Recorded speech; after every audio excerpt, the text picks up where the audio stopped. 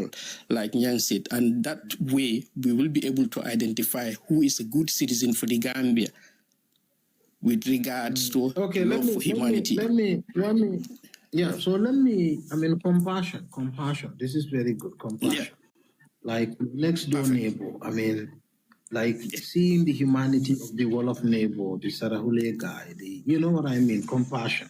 Now, but the thing I want to also draw your attention to is the issue of, for example, I hinted at this before, right?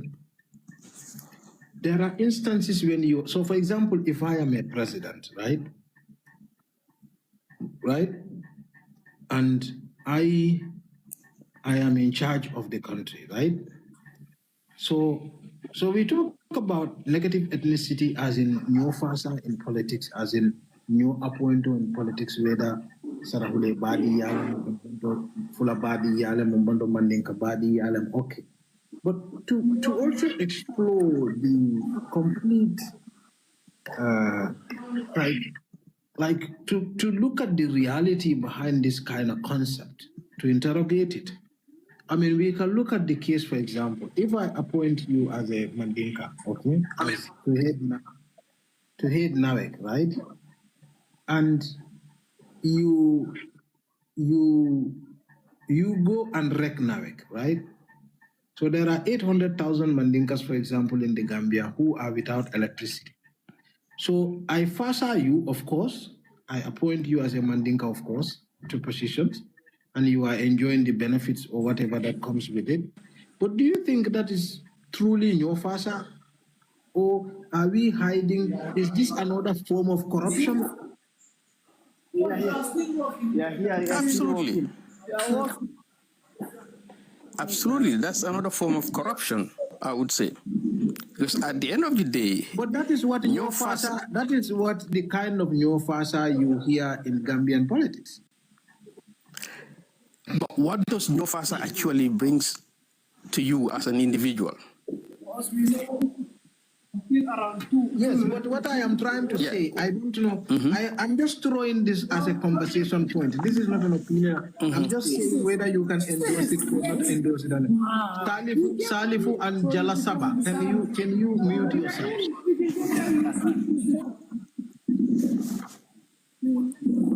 Oh, sorry. Okay, so what I am trying to say, Bax, and I'm just throwing this around. Jalasaba, can you mute yourself? Okay, you can agree or disagree or agree and add. So this is just for everybody, right? So we talk about ethnicity in Gambian politics. Nyan talks about it, negative ethnicity and all that stuff. And a lot of people have talked about it. And we have failed to build a nation state. And I was talking about the issue of, when I started with the issue of, when we form a government, governments are institutions that come to manage resources. And they don't manage resources, they also distribute it. So if you have a dysfunctional institution where the only way you benefit from resources is controlling it, then you are going to have people go into tribal alliances to control the resources. Okay? That's one of my thinking. Second thinking is that it goes to the flawed nature of this so-called neo-FASA in politics. So if I FASA you and you become president and you appoint me on the basis of Mandinkaya to become the director of NAWEC. Now, I may get a lot of benefits. NAWEC director gets a huge pay, and I could issue contracts to other Mandinkas and they also benefit. But in any case, that circle will not be more than 50 Mandinkas, for example, regardless of how corrupt I may be, right? So you enrich 50 Mandinkas. Meanwhile, NAWEC is wrecked, okay? It's not paying dividend. So there is an 800,000 Mandinka that is left outside of that immediate 50 people who are benefiting. I mean, do you guys see what I am heading at? Savage, can you comment on this subject? Because you just come. Bucks, we will come back to you. Let Savage also has a say. Yes. I mean, I kind of agree majorly because that is pretty much the notion that is the tradition in Gambia. Now, if I'm in a place because I'm Mandinka and I hire 5 other Mandinkas, now it becomes obviously Mandinka Yapasa, but it also becomes a place where it's protectorate because you know you're there. You're there because you're Mandinka like I am. Now, the place ends up becoming some sort of an inheritance sort of, like I would say, maybe a Badibu kingdom. Not the all Badibunkas are Mandinka, but are they? I don't know. I've never been to Badibu, but I assume they're all I mean, Badibu is actually a very, Badibu has a Fana population. It has a Mandinka population fuller. It's as diverse as anywhere else. Oh, it's a melting pot. Okay. All right. But anyway, it becomes a Mandinka Kunda in a sense. Yes.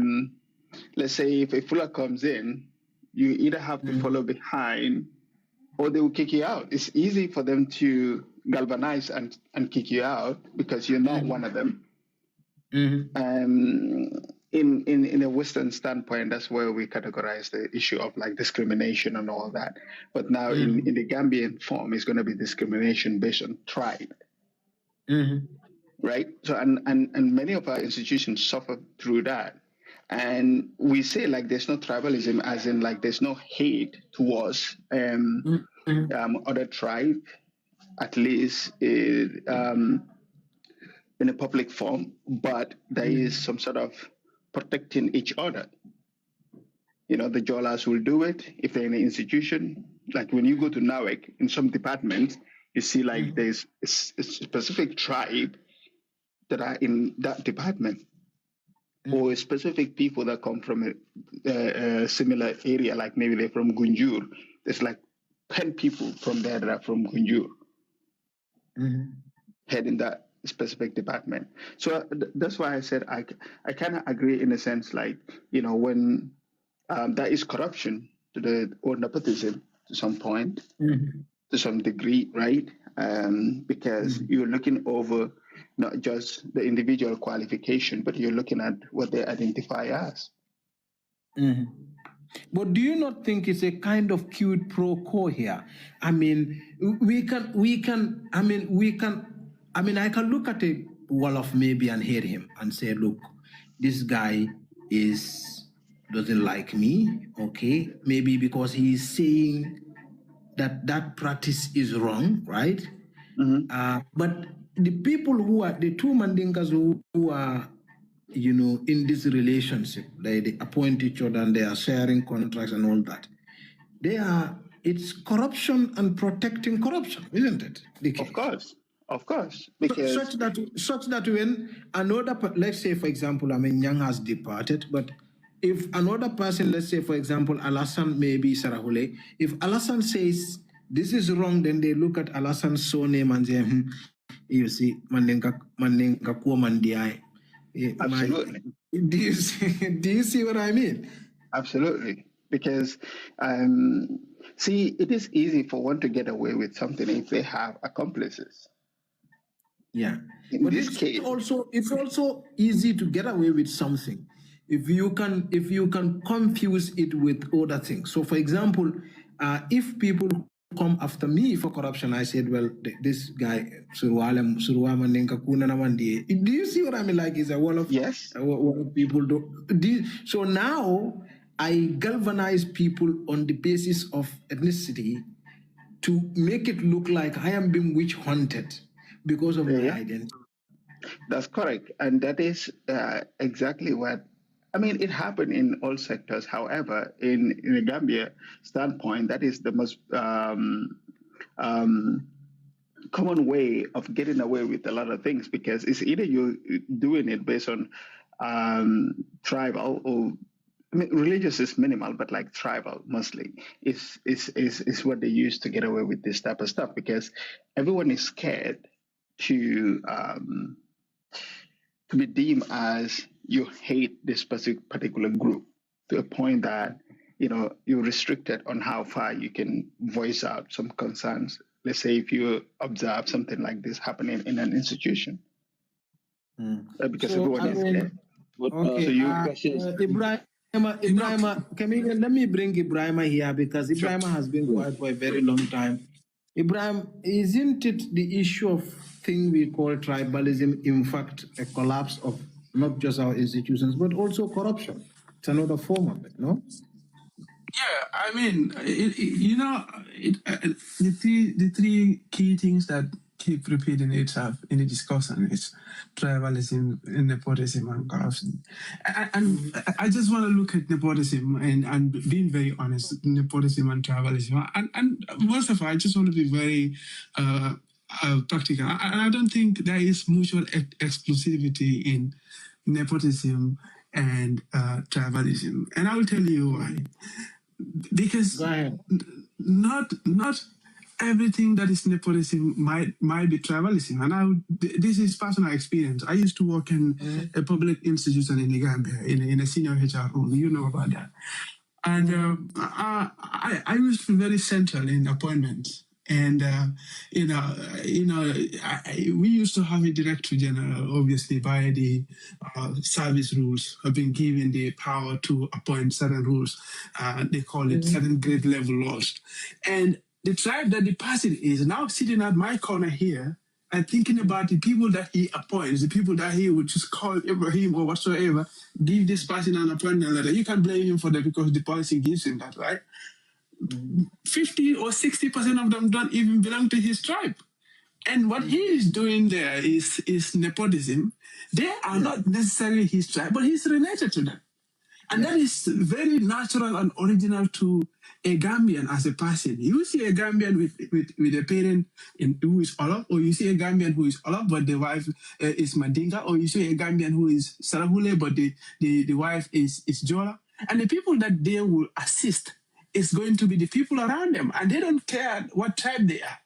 So I think it's also much ado about nothing. If you look at it from an institutional basis, there is deep-rooted nepotism, but do that necessarily translate to tribalism? I think there might be a research or whatsoever to no, they are not mutually exclusive. I agree with you on that. Yes. So this is my point. But I agree with you that all of these things, what it does to institutions is it kills it. Because when people are brought into institutions with the mindset that they have been brought there by a superpower, there is what is called positive psychological contract. Before they even start the job, in their heads, they think they have right to everything. And they think they will never be questioned whatsoever they do. They might not voice it out, but that is how they're going to be psychologically inbuilt in towards their preparation to start in job. And that becomes somehow very factual when they come, how they progress along the lines and all of that. So I think what is our problem as Gambians is that our institutions are very weak. There are no checks and balances in our institution. There is no monitoring. Once the law or the policy whatsoever gives power to certain thing, there is no other law that regulates that power. All these institutions you go to, people will complain about how are you appointing this person? How are you appointing this person? Almost all public institutions, the director general is given the power to appoint a certain grade, and they don't need to consult budget. They don't need to consult the board of directors. You give them a leeway, and there is no oversight to look at what they do. Okay, Ibrahim, I'm fearing you may be digressing to other things. So the issue that I want us to limit ourselves to issue of now nepotism and corruption. Yeah, not nepotism and corruption, but now, I mean, how do we create the new Gambian? Okay. Now, because we already now have diagnosed, we've talked about what should be, what a new Gambian should look like. We've talked about how do we create a new Gambian. Some have suggested introducing certain curricula in our education system and a lot more other issues. And then some have talked about cultural revolution, sort of, to teach children to be grateful, to say thank you, to, a lot of other things. I mean, so now in terms of the political class, because I want us to draw it to a conclusion, to draw it closer to a conclusion, because all these things we can change the society, but if we cannot change the governance, I mean, it will still be meaningless. So how can we, because right now, if we want to wait until we change our society, all of us seem to be in agreement that something needs to change. But if we want to change the society, it will take us a very long time. So right now, the only short term, that's also my opinion, the only short term measure we have to change is to a political revolution, which will now engineer a social revolution. Because the social revolution will take a much longer time, because in that case, you have to deal with the behavior of people need to change, and that takes a long time, right? Now, so which of these two routes can we take, or do you guys consider feasible or easy to do? Chameleon, we start with you. So we start on top, and then Chameleon, then Alassane, then, yeah. Yes, Mustafa. I mean, it's not a hidden agenda that we have problems with our institutions. Can you guys hear me? Yes, yes. I mean, first, like the guy was saying before, we have to work with our school curriculum, even though that's going to take a long time, but we have to start with that first. And then we need an institutional revolution. If we don't reform our institutions, we're still going to be having problems no matter where we go, because you've got to remember these are the pillars, that help a country to develop and go further. So if you have malfunction at this certain institutions, then you're going to have a problem. So what we need to do is we need institutional revolution, reform our institutions to make sure we put people with ethics at these places, and to get the expectations that we want from them. That's my short take. Alassane? Yes, Mustafa. I was just typing that I'm in trouble because I missed your question while I was typing in the comments. I'm talking about, we've talked about the issue of changing, okay? Oh, yes. And we said we need change. So if we need change, what kind of a change do we, so we have two possibilities. Either we have a social revolution, which is the society changes, we teach children to change, and these children will grow up probably in 20 years later. They get to a level of decision making, then they change the political culture. Or we have a revolution on top, and that revolution engineer a social revolution. Which of these two do you think is easier, and why? And which of these two would you rather we do? I think a revolution would be easier, but then we are looking for something. One. Yes, but then we are looking for something that is sustainable. Did you say political revolution? Sorry, Mustafa, don't get me wrong. Sorry, guys. Sorry, guys. Let's not. Sorry, guys. When I said revolution, okay, Mustafa. Sorry, I said one thing. I have to rectify. I have to be clear. When I said revolution, institutional revolution, I mean we need to reform our institutions. It doesn't have to be. Look, political revolution doesn't have to be removing Barrow. Okay, we both know that it doesn't have to be removing Barrow. So that is most of our revolution everywhere is change, is evolved. So yes, it's changing. But revolutionize the politics. Okay. From that perspective, listen. Yeah. So go ahead, let him listen. You do know that Alassane is not going to say, let's remove Barrow. That's not going to happen. There's no way. Then we'll freeze over. There's no way I'm going to say that. But then, that will be an easy part. But then we are looking for something that is long-term and something that is sustainable. So in order to do that, we must change the mindset, the way we think and the way we are taught about things. I mean, we were handed our history. It was filled with lies. and it was handed over to us to teach our children, and that is what we are passing down to our children. They will also learn those lies and then pass it down to the other generation, and then the cycle keeps going on. For instance, when you look at our curriculum, you would read certain books, and it talks about colonialism, how the white people colonized us, how they dehumanized us, and all those things. And I believe those are things that dampen the spirit of Gambians and Africans ourselves. Those are narratives that we should change. We should look into our history, learn about the country and learn about ourselves, look at the positive things that we were able to achieve in our history, and learn and write our history in our own ways, just like they write about their history in their own ways, because they have so many terrible things that were done to their society that they don't want to mention right now. So why are we the ones who are going to peddle the bad things that happen to our society, and and then reducing our own self-esteem or our national esteem? So those are things that we should look at the educational end, and we should focus on our grassroots, the children, teach them things that we were not taught. And then that becomes a little bit tricky, because those who are going to teach them are those who are already infected, mentally infected, the elders. At the end of the day, but we can. It's going to be a difficult journey. However, I believe that we can do that. We need a mindset change, and we also need to learn our country and know our country, know the system that we work on. I keep hearing system change, especially from Doi.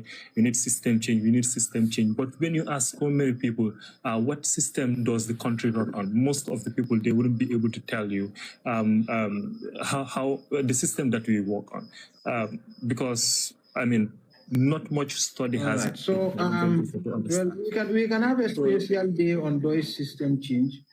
Yes. I'm sure most of us. It's no longer a secret what DOI stands for. Books have been written about it. Their development, whatever their plans have been written and published. So, but Ibrahima, you already have your say on this subject. Taking over, Mustafa. Mustafa, are you still with us?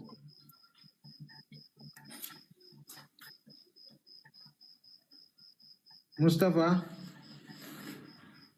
Salif, you take over. Mustafa might be sleeping. I think he's exhausted. Okay, I'll just ask earlier what I said in our institution. Yeah. What do you think is the easier way to do? Do we a political revolution or a social one? Social one, yeah. We talk to the society and then we put everything in place. We build the society. But this may take a very long time, bro. Yeah, even though, because that's what we are planning for. So we want a better future for our children. So I don't know how long it's going to take them. Let things be right, That's the most important thing. Because we are gone, but if things are right, children are benefit, So we take the time, we take the painful long route, we change the people, we start educating the young people, okay? To be grateful, to not be entitled, to not tell a lie, to not steal, to not, to protect their self-esteem, then we grow up. And of course, those young people who are going to take over, it's going to be taking over in 20 years, because in 20 or 25 years, because that's the time it takes to grow. But then also, Alassane raised a very fundamental issue here, Salif, which is who are going to be the generation to teach those same young people, since this is the generation we've got already. So you were looking at the long time process, Mustafa. That's why in order to do that, we need a social revolution, but I attach it to, institutional revolution. Like in every institution, they get rules and regulations to guide them. People need to uphold those rules and regulations. Soon as they do that, the rest of the country depend on them, because they are the ones that have to work and give the service that the people are requesting. That's why they call the civil servants. They on our service. So they need to respect their guidelines, follow the rules, do what you are asked to do. As soon as the people do that, then we're in peace. The country is going to move forward and the people are going to regulate themselves and behave like they're supposed to because they're going to follow the rules. Institutions are functioning, people are going to follow the rules. All right. So, Savage, you can come in on this subject, on this, so that there's no much time to close it. I don't want us to go above 12. Go ahead. Oh, okay. I'm going to do it fast then. But Mustafa, you know, when I listen to Gambians talk about what needs to happen, what is a Gambian, what sort of citizens we need, it baffles me sometimes on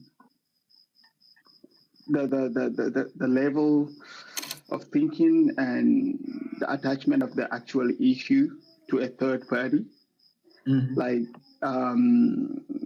for instance, our institutions are not manned by people from another planet. Yeah. Those institutions are manned by our uncles, our fathers, our grandparents. Yeah. For example, we used to say that the Jongulas are from Casamance, but we came to realize that actually Jongulas are Gambians.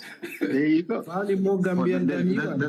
But that's why the enforcement of the rules and regulations is important. No, you know? But just give me a minute. Let me develop. Go ahead, so when you say we need to change the institutions, we need to put in place new people, or we need to those people are not going to be brand new Gambians from another planet. They're literally people that are waiting on the line at home. Yes. And then we also attach the issue to our schools. Like, okay, we need to change our education system. We need to, but the very people we point as the solution to our problem are educated through the same educational sectors. Now, the issue here is, what did those people have while they were going to school that these other people, the bad elements that we are pointing fingers at, don't have? Because they grew up in the same society. I tell people, Gambia is a diverse country with different ethnic and different tribal lines, whatever. We should embrace it. This is something we need to celebrate. Yes. But we have to study each tribe or each ethnic on how there's something unique about them and there's a quality about them that needs to represent the identity of a Gambian. So combine all that together, we have a Gambian. If you go to Aku home, Akus are known for discipline, oriented and education. You go to a Fuller home, you see Fuller kids, everyone says, oh, they're very smart. They're not born that way. They coach. It could be family value.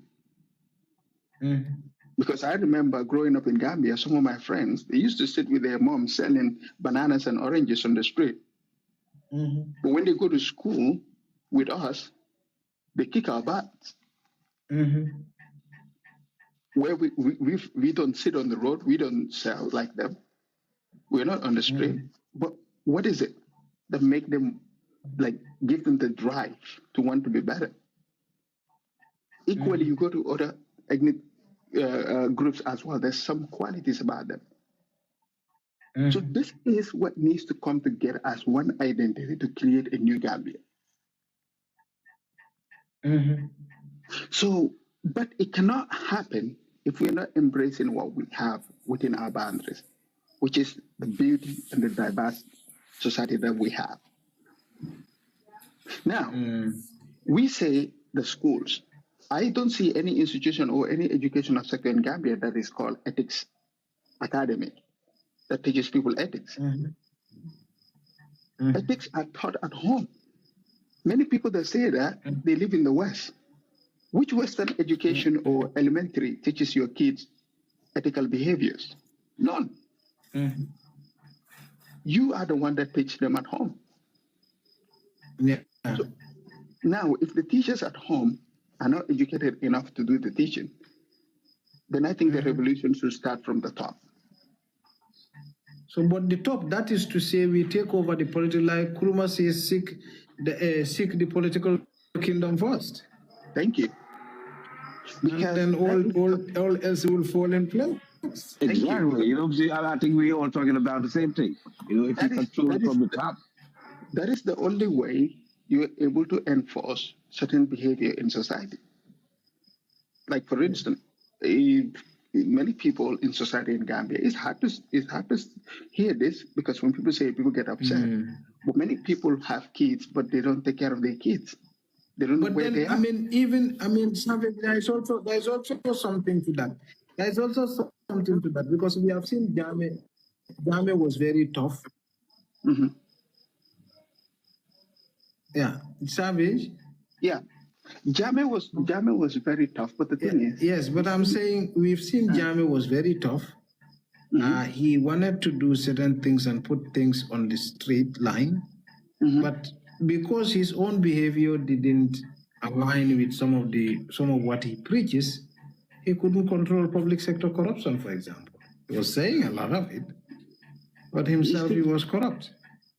The problem with Jame is Jame identify as the law instead of the law being the policing him. See, if you're at your home, like you look at the structure in our homes, when that is there, we all fall in line. We are listening to you, Savage. Yeah. Maybe it's my internet. Yeah, it could be your internet because I think the rest. Can you guys hear me well? Yeah. We are here. Oh, okay. Yeah, so Mustafa, I think it's your internet. But yeah, so when daddy is at home, everyone falls in line. When daddy travels, everyone is like to each their own, right? Kids start misbehaving, mom is talking left, right, and center. Because the laws at home are daddy's law. Yes. They are not the home's law. Like, they're not the home. The laws are not for the home, and everyone falls in line, including dad. So that is the problem of like our society. Yaya Jammeh was the law. Gambia never had good laws. It was Yaya Jammeh. People were scared of Yaya Jammeh. That's why they didn't do things. So now that he's not there, we've seen the ripple effect in our society. So we need to create a country where people will fear the country, but it has to be through values. Not through brutality, but values. But for that to happen, someone needs to it has to start from the top.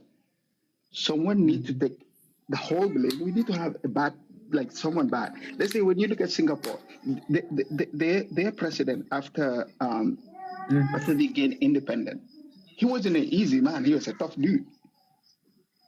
They put laws that discipline the whole country, and he fell in line with it because this was a new value. This is a new Singaporean. Now in Gambia, we need to find. Yeah. That's what I'm talking about, Savi, because laws and rules and regulations matters, especially in governing, and as long as you have people that don't go by the rules, you're still going to have malfunctions, so that's why. I agree. I 100% agree with you. But the law needs to align with the values. And the values are the identity. Don't you think that? So you don't think? Okay, so Savage, let's bring him. Okay, Back, yeah. On this subject so that we don't end the whole day here. It's already 12 here. It's late, Mustafa. Yeah. Yes, go ahead, Bucks. Bucks, you know about the subject now. Yeah, I'm following. Just picking up from where Mr. Savage left. Actually, I agree with him. The fact that we need to, coming from my earlier point, we need to disconnect a little bit as a society and as people. We identify each other based on our tribes, based on our regions, based on our religions. So the element of disconnect that I will associate to what Mr. Savage is, we need to celebrate the strength and certain characteristics of certain type of people, and we try to use that as some kind of security rather than insecurity towards whatever we do or see in our society. Right. We shouldn't be afraid of so and so people are this. They have certain qualities. They are capable of this. So we use that as we basically just trying to be afraid of what that strength will bring to give to them rather than to us as a collective unit. Yeah. So I will say there are a lot of things that we need to disconnect, even in terms of religion, for instance. This sect here, this sect there. Yeah, I told you at some point. I told you that on this TikTok there are Wahhabis movements. Exactly. Sufi movements. Exactly. Mustafa is going to get to 4 years. Nice. And most of the things. I mean, because I swear, yeah, most of the things that they're talking about is because they fear the others. Something that at this point, these people are so much disagreement that I fear. I fear for even the country.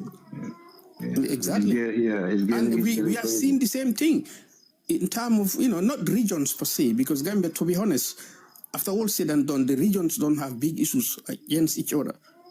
Yeah. But tribal lines, things are picking up, which, to be honest, I'm afraid of that more than anything else. Even though we acknowledge the characteristics and the qualities of these other people, compared to me or compared to you or compared to another tribal man, we see their strength, like the gentleman has mentioned earlier, like the Akus, we see the Fullers, the Jolas, the Mandinkas. I think we are not necessarily in. I think we do a certain level of negation, okay? But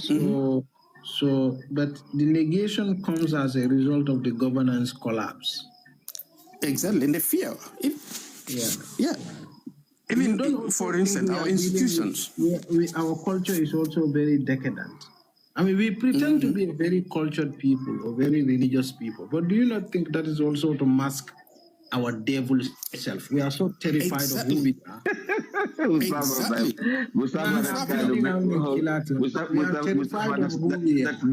That's mean to say, but anyway, I think we are very afraid of who we are, and so we hide behind a facade, But I mean, that's what a lot of people. That's what a lot of people say. They say most of the scammers, when you look at it in Gambia, they are the people that have the even black spot on their foreheads, So I mean, it's crazy. But anyway, man can't be judged through their appearance. Man is judged through their intentions. So I mean, through their conduct. Yeah. So man, we just have to reflect on ourselves, and know that if we need to live in a proper society, we have to let a lot of things go. Exactly. Disconnect. All right. Absolutely. So Stephen, and you, Alkali, you have still something to say? No, it's getting late now. So thank you very much. Thank you. Stephen, we allow you to also come in and say something. Yes, brother. I mean, as I said earlier, for us, and what I was saying, like we have to study that as early as 3 years or 4 years or upward to teach, the next generation about what do we have, how can we use it to develop ourselves, how can we maintain it, how can we share it, and so on. But again, as other people also claiming, like Cameron is saying, like the institutional changes also, this is also something that we could do. And I think that it's easier, I would say, than to change the whole society by start teaching kids as early as maybe 6. Because, for example, we are seeing... We have a kind of a political revolution And that political revolution now comes to engineer a social revolution and preside over it. Exactly. Like if we are seeing like the government is jailing ministers for corruption, is jailing directors for corruption, is jailing the police for bribe, lawyers the judges have been going to jail. I mean, nobody will tell a policeman in the street not to accept the bribe because he already sees that maybe the IGP has gone to prison for 20 years or so. So, and nobody will also tell this man that this family land doesn't belong to only you, but we all have a share because he already now know that the president cousin may be going to prison for taking advantage of because my president, president is my uncle or whatever. So I think for government to do it would not cost them money. It doesn't cost them anything, just to be whom they are, what they are swearing to, I would say. Because I mean, as we previously would say that we all claim that we belong to religion. It's not true in practice, because you cannot be holding a holy book, swearing for it, and you're not doing anything that has to do with religion at all.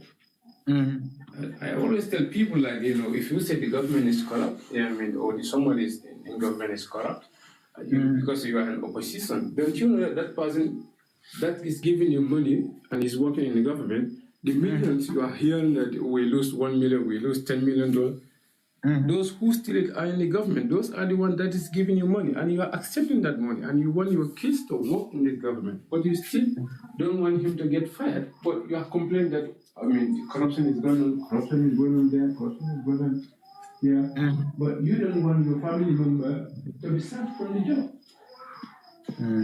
But somebody even talked about somebody talked about a similar thing like that. I mean, where you have people being all critical of the president, and all of a sudden turn around when the president gives them something, they become all, and they themselves now come and say, everything I have said is not true. I was too young back then. Or like something did rewrite your own book in an interview to dismiss your own earlier books.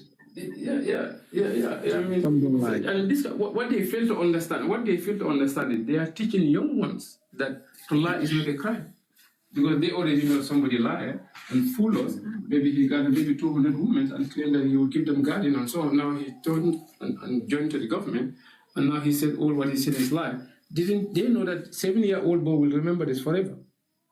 I don't mean that they will be corrupt, but they could remember that, okay, this person has played this game on us and succeed. In future, I could do the same thing. So my belief is if government should not allow those kind of people to work with, and people that are in the system doing the same thing, he should kick them out. I mean, it's not difficult to detect that somebody is lying. A PhD holder or whatever. I mean, if somebody told me that the entire Gambia is having electricity, this is not something that you should have to go here and there and search it. You know exactly it's not happening. As the Mandinkas would say, I don't know what day is I don't know what day is going to be, but Gambia is going. We're going to get there.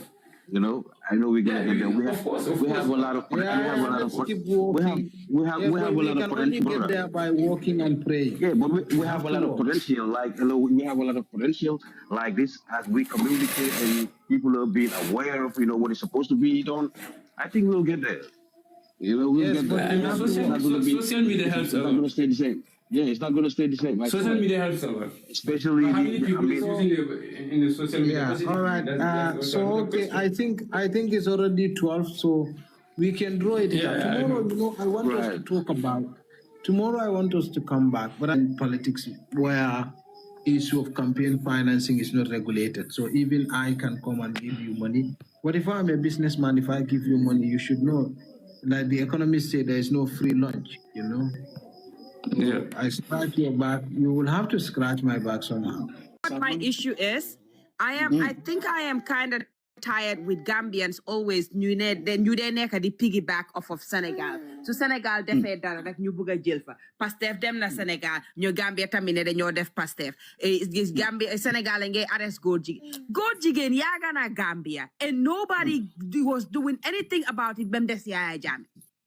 Yaaya Jammeh kese moo taxoon góor jigéen yi ne teg Yaaya Jammeh jógee si dëkk bi foofu noonu góor jigéen yaa ngi mel ni tuli ak Mali soo gisee ma egg sa li Phil doon wax ne dat mbaay xaw ma mbaay boobu noonu man maa ngi ñu ngi Gambia mat ñoo dem Youssou Ndour dem si gala bi you know am na mu ne waaw mun foofu noonu la moo nekk ñëpp yaatal ko foofu noonu kii nii di woyaan di fecca di taasu di ibi mbarka njaay di def lii nii man mu ne ñu ne because xam nga man gisuñ ma def cheveux naturel lañ ko dee ooyee ba si suma wang bi lifin lañ gis rasta lañ gis ñu ne waa kii nii moom black american la maa tey waaw bi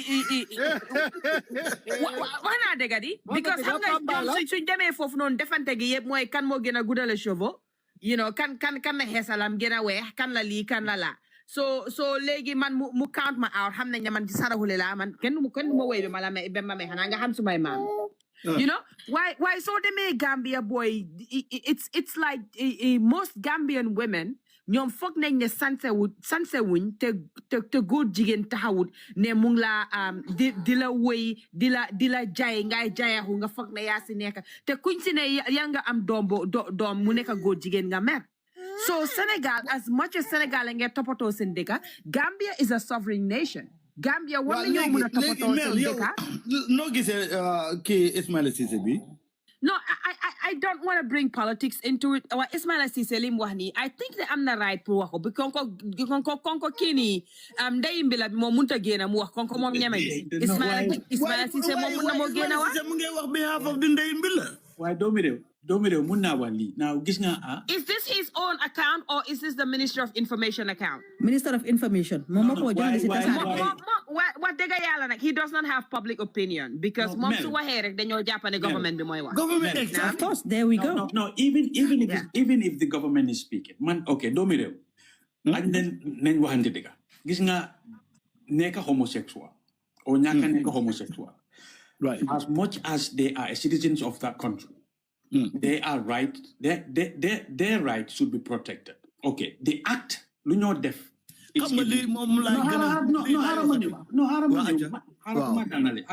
Okay. The act is illegal in that country. Right. Just because you suspect someone of being that person, na arrest ko. They have to commit the crime. Daddy, and this is not what we are saying here. This is not what we are saying. No. Dañ ko fekk ci acte bi. Lan moo tax Sénégal autorité si arrest ko? No, xaaral. Dama la laaj dañ ko fekk ci acte bi. Doo leen musa fekk ci acte bi. Yow kan buñ boo déggee ne arrestoon nañ Pape Cheikh ndax yow gëmoon nga ko. I think a lot of people were in denial. Eva. Quartier général bi sax si la nit ñu gëm ne yes he is in prison.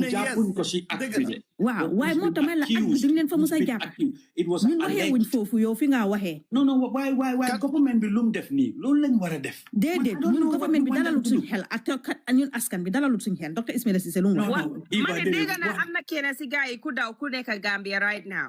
No, that information is false. Boobu noonu ku ñoo oo noonu dinaa ko leeral sax si kanam te dinaa bëgg a Gambia ñu bàyyi seen xel si information yu ñoo génna si seen TikTok si nañ leen moytu li ma dee wala rek na gaay su ko def ba pare dégg na am na keneen ku xamoon ne ñu turam dafa génna si liste bi ñu ne that weekend mu daw dem taka jabar.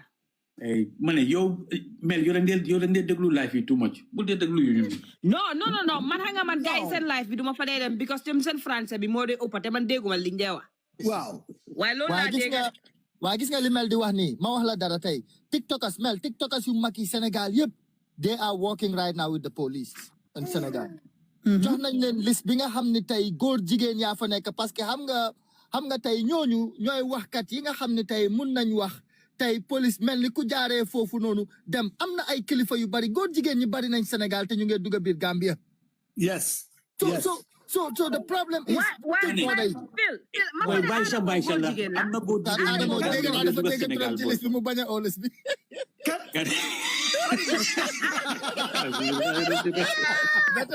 ba tey. Man dama foog ne Adamo góor jigéen la de. ñu ne bi ko Mame Matar joxe liste. Gisuloo man daf doon xool di xool ba gis tur bi rek mu ne liste bi baaxut. Astagfirullah.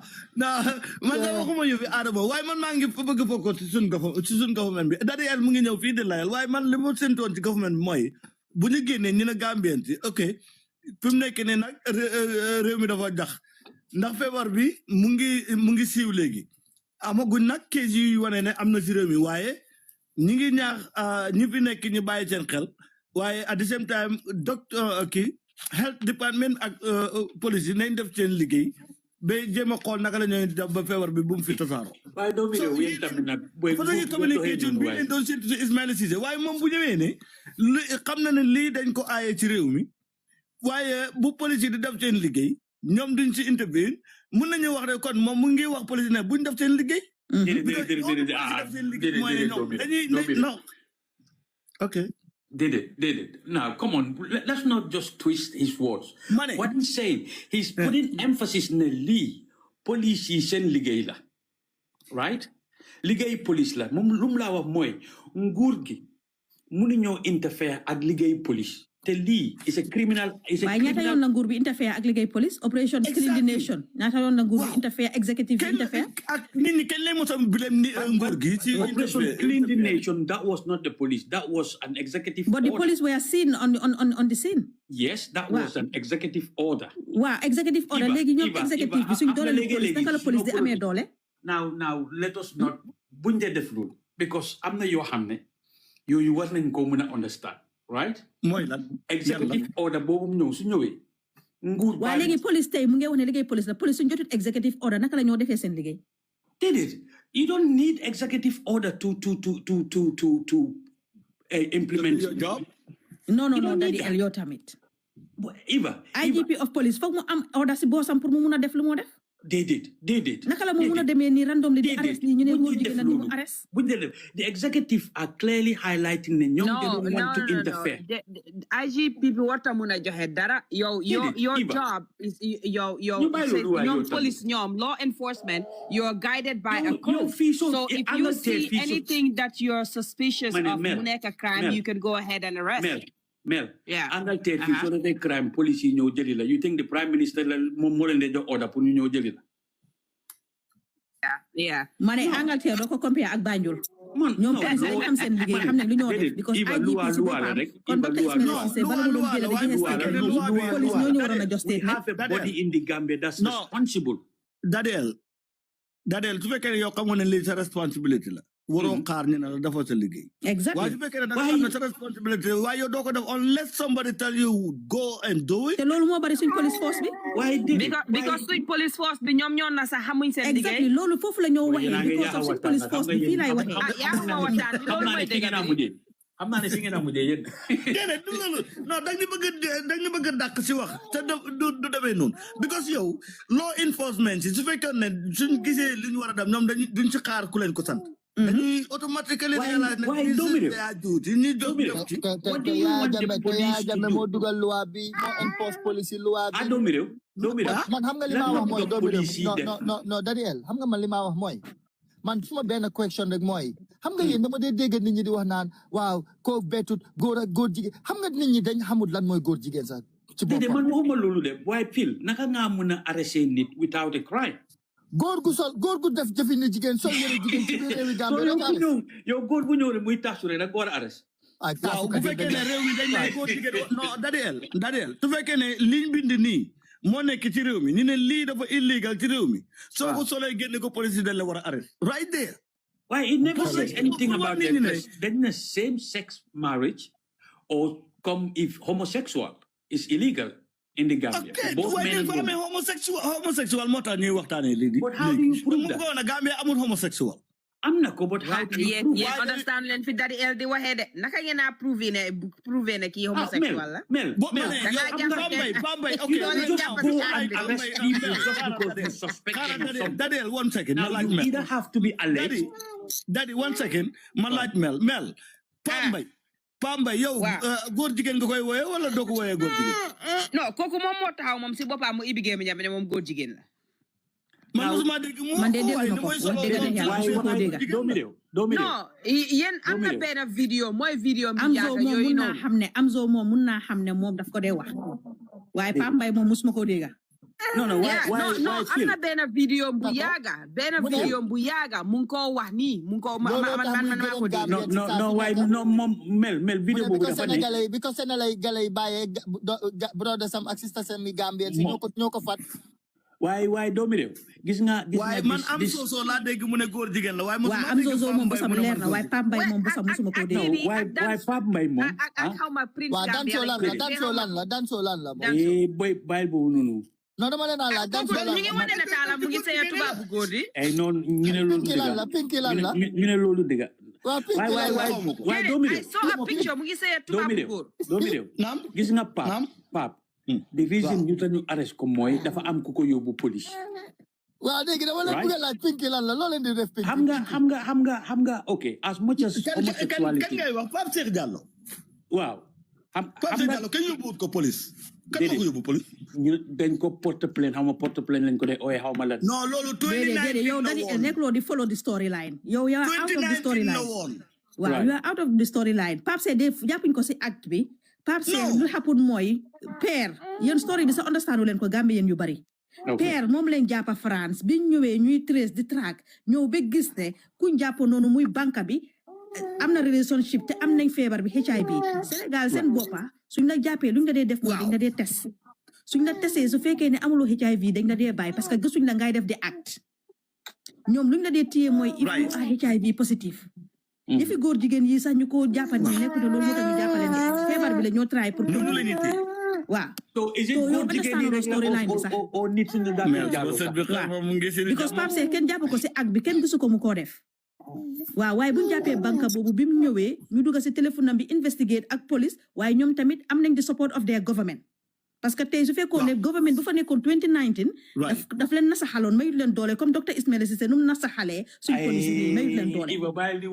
waaw non bi ko loolu lay wax parce que 2019 la kooku porté plainte Pape Cheikh yow looy wax nii waaye because of government bi fa nekkoon and Pape Cheikh was above the law moo tax defuñ ko woon dara so government bi bu ñëwee moo tax nguur lu baax la si réew moo ñun na Gambia amuñ leaders amuñ nguur waaw yow understanduloo story bi ak xam nga yéen time Yaya Jammeh ngeen ne Yaya Jammeh def they interfere baloo ñëw mu ne man am a Democrat I will let the waaye understand nañu woon the nature of life boobu Gambia ne ñun ñu bari opposition yi ñoo ñu doon bàyyi luwaay dëkk bi mu dox comme nu mu war a doxee ku def dara su la luwaa jàppee luwaa teg sa kaw waaye duñ jaay kenn doole dadeel xam nga ne soo ne duñ jaay kenn doole de ñun duñ jaay kenn doole waaw léegi xam nga yow dégguloo li la Dadi El waxuñu jaay doole de gis nga lii comme ni ma wax la rek parce que yow tey yaa ngi ko wax yow sax ba soo moytuwul sax virus bi mun na laa laal lii protection la ñoo wax pour ñu protect suñu askan bi virus bi man duma laal man dama mandu de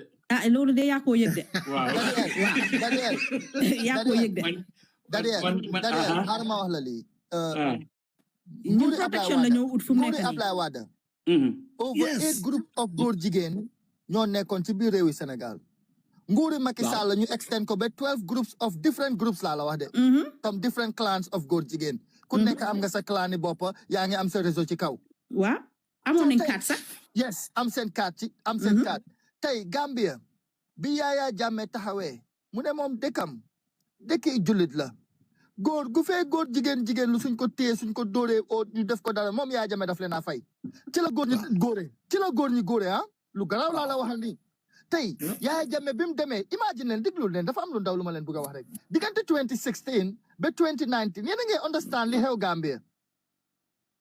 Gambia ci diggante boobu ngay gis góor yàlla boo xam ne dafay macca tuñ sol tip sol wallahi yow di wax ak mane bi fa Yaya Jammeh nekkee Pape Mbaye boobu noonu daf daa ñëw Gambia non never waaye kii tam gite na Pape Mbaye de yow Pape Mbaye lu mu la def dama xam ne boy yow tam woon gis ne xool rek ñu ne Pape Mbaye comme ni ma gisee nii Adama Barrow ak góor buy déglu xam nga lii moom problème am Pape Mbaye la ñun suñu problème Ismaila Cissé ak gouvernement bi waaye man ba boy si dooree di man déglu Wally Seck ak di sol seen tibe yu dang yi nii ba léegi la góor jigéen ñi ne las ana ay man moo tax booy man benn wéyi Wally mënuma la ko wax benn wéyam mënuma la ko wax waaw léegi boy si koo gis góor ñaa daxa jigéen fecca góori Gambia musta mun fecca waaye léegi boy si dañu nekk di fecca mel yeah police dañoo nekk di fecca sol seen skinny jeans yooyu noonu jël seen no waaye loolu nag definitely to their defense loolu xëy na fashion la fashion loolu du fashion man waaw because dañ ñëw ñu transform music bi waaw waaye comme li ñoo wax la ñun fii li ñoo wax ni kaa bi luy kaa bi mooy it's not even about those people ñun suñ dëkk mooy suñ problème bi mooy ñun amuñ loi amuñ jiit moom laa la wax ne ñun nguur bi luñ leen a wax mooy Daddy L fu ñoo waxee mooy luñ doon expect as their suñ senior authorities suñ executive yi comme docteur Cissé naka la ko waxee docteur Cissé naka la ko waxee ñoom executive bi luñ doon xaar si moom su fekkee ñun ñëpp xam nañ ne Gambia mu ngi si biir Sénégal on a serious note right man li ma wax ma ne ñun luñ doon xaar mooy su suñ autorité si am na ko wax mu ne is the job of the Minister of Interior dañ waroon a liggéey parce que comme li ñu war a change of government dafa am ñoom ñoo waroon a liggéey su ko defee ñoom ak gouvernement Sénégal képp ku daw dugg si Adama Barrow bi tënkut boppam di Eva waay Eva lu ma la wax dafay dox ci ndigali tubaab ak ci ndigali Sénégal waaw kon jeex na moo tax ma ne yow fil di wàllu moo tax mu waxee nii ko réseau bu mag bi xaaral ñu wax ko te dee booy xaaral ma wax la lii réseau bu mag bi nekk góor jigéeni Gambie mu ngi Brikama toog booy Brikama yi tri côté bi yëpp ay góor jigéen lañ yow waa Brikama listen mel xaaral dafa am lu ma leen bëgg a laaj mel booy boo xam ne mu ngi laaxa ponkali tubaabam bu góor booy bi liggéeyut yatut waaye mu ngi dawal moto yu seer di dugg ci moto kër yu seer su tubaab yi ñëwee ñoom ñaaraay dikk ci biir hôtel loolu loo ko ooyee da nga bëgg a ubbi proof bu am da ngaa ñëw xool ni gaa di tëddee am telling you cici man bati man soo yow tey ñu ñëw toog fii government bi tey nga gis ñoom pinki di sol ay wig ana góor ak sol wig waay fii like léegi loo leen bëgg a gis da ngeen bëgg a gis góor ak góor yaa ngi tooñ government bi non pinki boobu noonu fan la dëkk xanaa xam naa ne pinki dëkkul Gambia de mu ngi Germany xaw ma Germany ok waaye Gambia la ko starté nonsense yi yëpp Gambia la ko gars yi de starté déet boy yow tam loolu bàyyi la loolu waaye man daal my stand here Daddy L you are not patriotic. No, I'm with the government because I know you are with the government. You are not patriotic. You are not with the people. Usual. You are not with the Askan. You are there for your pocket. Hey. Come out and make a public announcement. Now that's all they can do. You saw how that happened? No, you even government you and I are not sure Mane, why didn't you go to public? Luñ ko hide it underneath. No, but let them bring it up. These things, maybe it's, I don't know, diplomatically, when why legi lam Ismaila Cissé mi génn si turi government la waxee. No, of course, absolutely. Waaw si turi government la waxee. Léegi kon nag comme fu mu nekk ni ñu daw nag ñëpp daw dugg si Gambia kon parce que comme ni ko waxee la they will not interfere. Did it? Why? Xam nga léegi kon fu mu nekk ni Gambia ñooy nekk seen ida léegi na ñëpp daw si dugg si dëkk bi léegi. Yow su ma la déggee. Eva, how many no Gambia, sir? The government have clearly said that Act B is illegal in my country. Mane, ñoom jàppee wuñ leen seen dëkk Act B.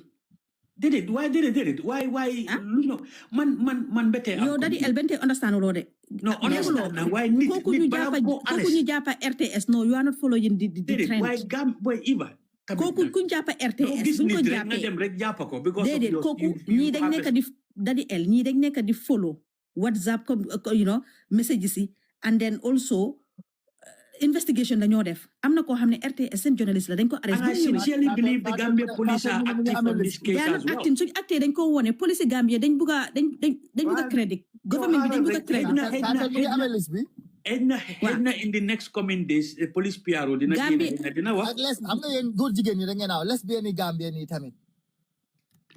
Man de romba ak maa ngi romba benn live man dama in the next coming days we might hear the police PRO live boobu mus naa faa gis Francis Daniel waaye li ma wax rek Gambia government li moo tax doomi réew mi tiree ko pimpla xale bu jigéen dina toog foofu noonu di jël làmmiñam bi di saani left right east center west waaw man ñun kañ la ñun jigéen ñi Gambia kañ la ñu musa gis yëfi ñàkk fayda yi ni toog si internet bi sax di def yooyu noonu man doomi réew la yow lu bon te yaa ngi am ay doom yaa ngi jur ay doom nga toog si internet bi mun ngaa def li nga def sax waaye you can quietly do what you do waaye nga respect sa boppa sax waaye toog si internet bi ni di jaay yëfi tooy yooyu noonu nga foog ne yow yaa si nekk but I don't understand it I really don't so roode fii nii nga tase am na ñeneen ñoom ñu ngi toog fële ne le di saaga ndey ku si nekk di kaa di buddi ay saaga ndey yu ñaaw yee nga tooga ñeneen di romba keneen ki mu naan moom lesbian la man damaa macca lii man damaa macca si a grown woman with kids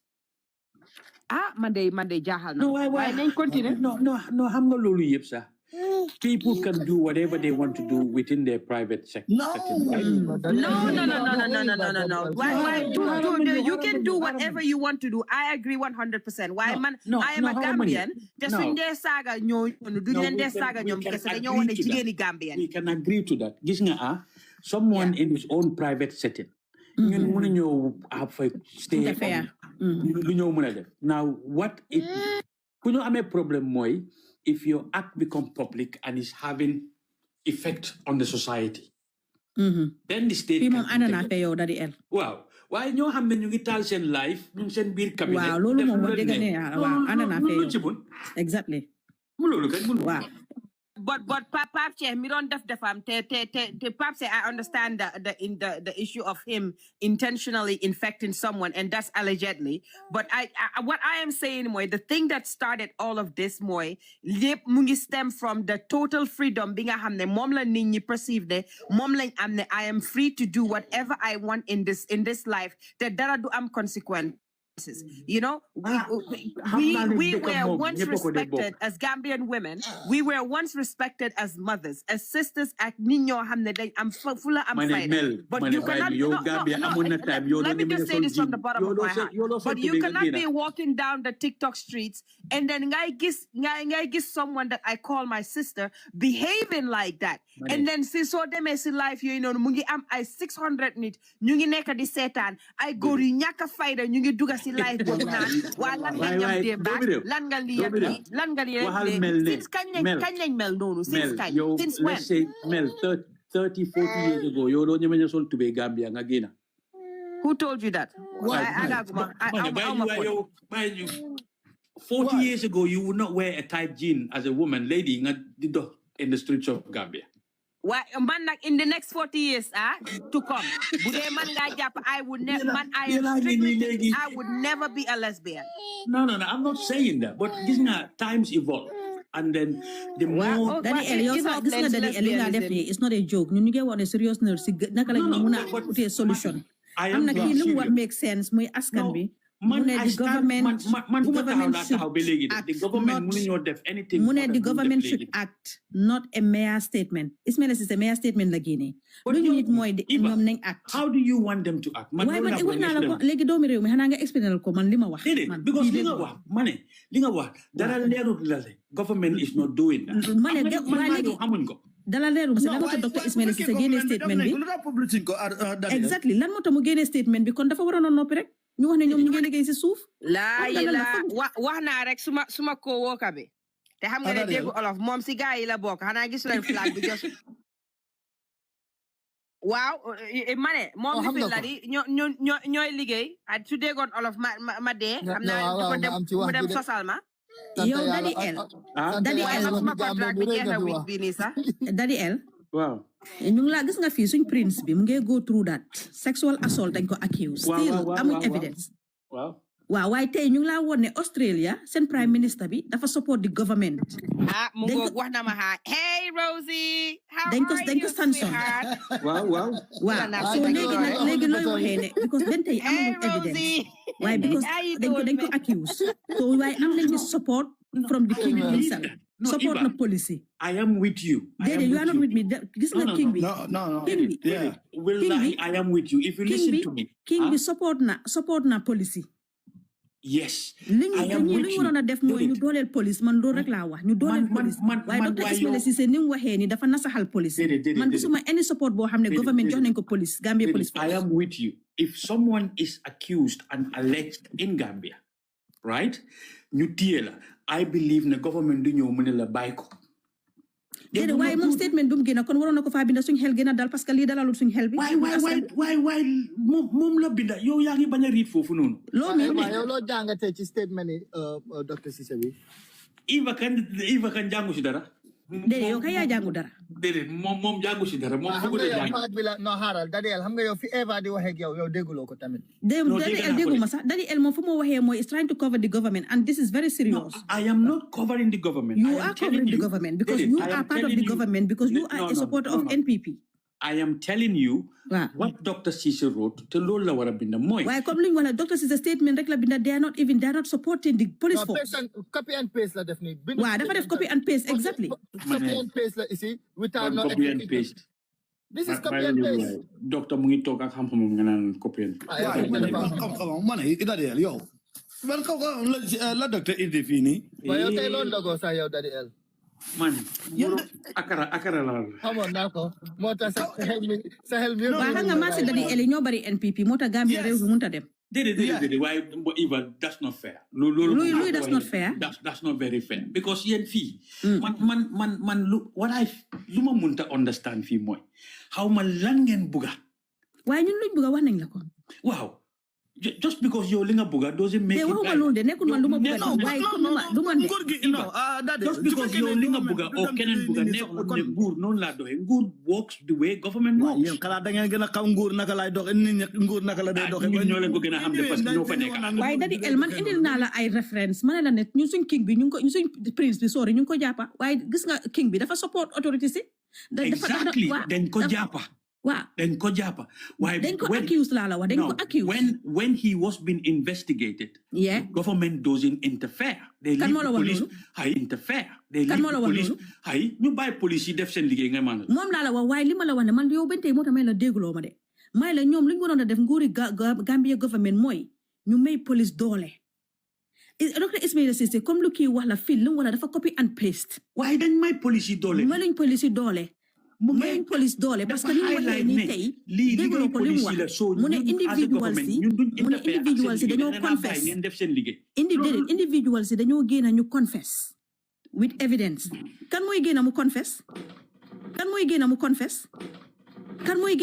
mu ne man lii la kenn du confess foofu la ñoo waxee ñoom lu ñu waroon a wax mooy Dr. Cissé was quoting from the constitution loi bi lu mu wax loolu la quote Mane, Dr. Cissé, journalist Dr. Cissé was quoting from the law. Mane, why mom ninko why Gambia lola wan. Mane, may policy dole ninko read. That's what they a lot of people. So they made them dinga a lot of people attack ninko. Mom as doctor's minister. Mom as minister. Wow. Lu tax yéen time bu nekk bu ngeen génne di wax rek da ngeen dee fàttali ni lu constitution bi wax mais ñun dañ ko xamut. Why we have to be abide by the laws. Du loolu lañu war a def. Doomi réew yow man abide by the law and enforcing the law is completely different. But you can only enforce the law, but you guys not enforcing the law. Exactly. Doomi réew you can only enforce the law on someone who committed a crime. Well, you cannot tell me ne Gambia no one has committed a crime. Xam naa ne daal homosexuality téewuñ kenn man Gambia ku ma xam. Because bu leen téye kenn that's the problem. Waaye because tamit Daniel ñu ngi accuse Fatou Ba Barrow ne mu ngi xaritoo ñeena si ñoom soo moo tax duñ téye kenn. Exactly. Man de loolu de man ko soog a dégg. Waaw.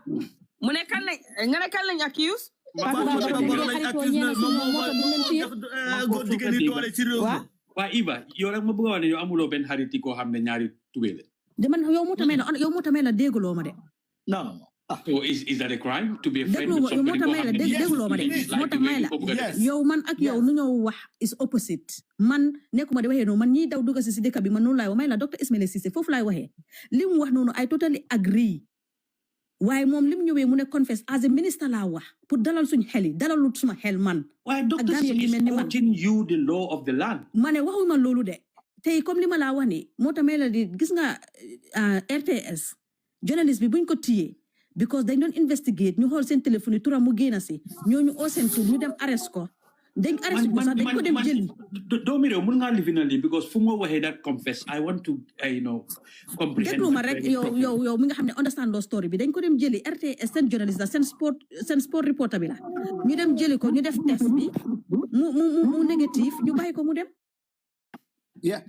ñu bàyyi ko mu dem ñun fii lañu waxee feebar bi why ñoom itamit that does not make any sense though because you can be a homosexual without having the disease so no foofu laa understand leen de dañ ko tudda si ñiñ arrest ñoo ko tudda okay waaye Sénégal ñoom wax nañ ko ñu ne ñoom góor jigéen du crime wax nañ ko de criminalize ko so suñ la jàppee because jàppuñ ko si acte bi li Daddy L di wax ni acte bi doo si jàppa kenn jàppuñ ko si acte bi waaye because ñiñ arrest dañ tudda turam waay comme Zal Mbaye buñ ko jàppee démba dafa tudda turi Zo Balde tudda turi ñiñ jàppa démba da ngeen de miro Sénégal to Gambia kan mooy Zal Mbaye yow Daddy L yow you are not listening and bëggaloo understand li ma la wax mooy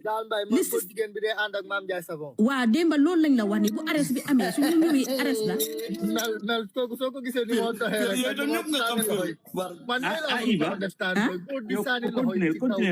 ma déglu la waa li ma doon wax mooy comme li ma wala yow la nga ma doon laaj question de it's not about the góor jigéen itself de because comme li nga wala ak bi ñun ñëpp suñ diine lan la ñu wax mu ne foog nga indi ay seede du loolu la wax right ndax du bala ñoo dem sax si constitution bi ñu njëkk a dem si diine bi njëkk lim ñu wax en tant que julit lan lam la wax mu ne seede am na ñoo xam ne ñu ngi bind fii ay nit seen tur ay Gambian man teguma si suma bët gisuma leen duma leen ko mun a wax kenn nit rek laa mun a wax ne góor jigéen la muy am soo te moo ko baakal boppam moo tax sista bi bu mu doon wax Pape Mbaye ma ne ko Pape Mbaye musuma dégg fu mu waxee ne góor jigéen la parce que duma si baakaar waaye man fi ma waxee yow soo ma dégloo laa la soo ma bëggee understand te bëggloo ma understand mooy ñiy daw di dugg si dëkk bi liñ waroon a def Gambia government man li ma wax mooy pour ñu assure ñu moom docteur Ismaila Ceesay en tant que ministre waaw li mu waroon a def mooy pour ñu ne ñun de yëg nañ ne lii xaput na te am na ñuy daw di génn waaye dinañ consult di Senegalese authorities ñu seet dinañ def border checks border controls and all that you don't even need to code the constitution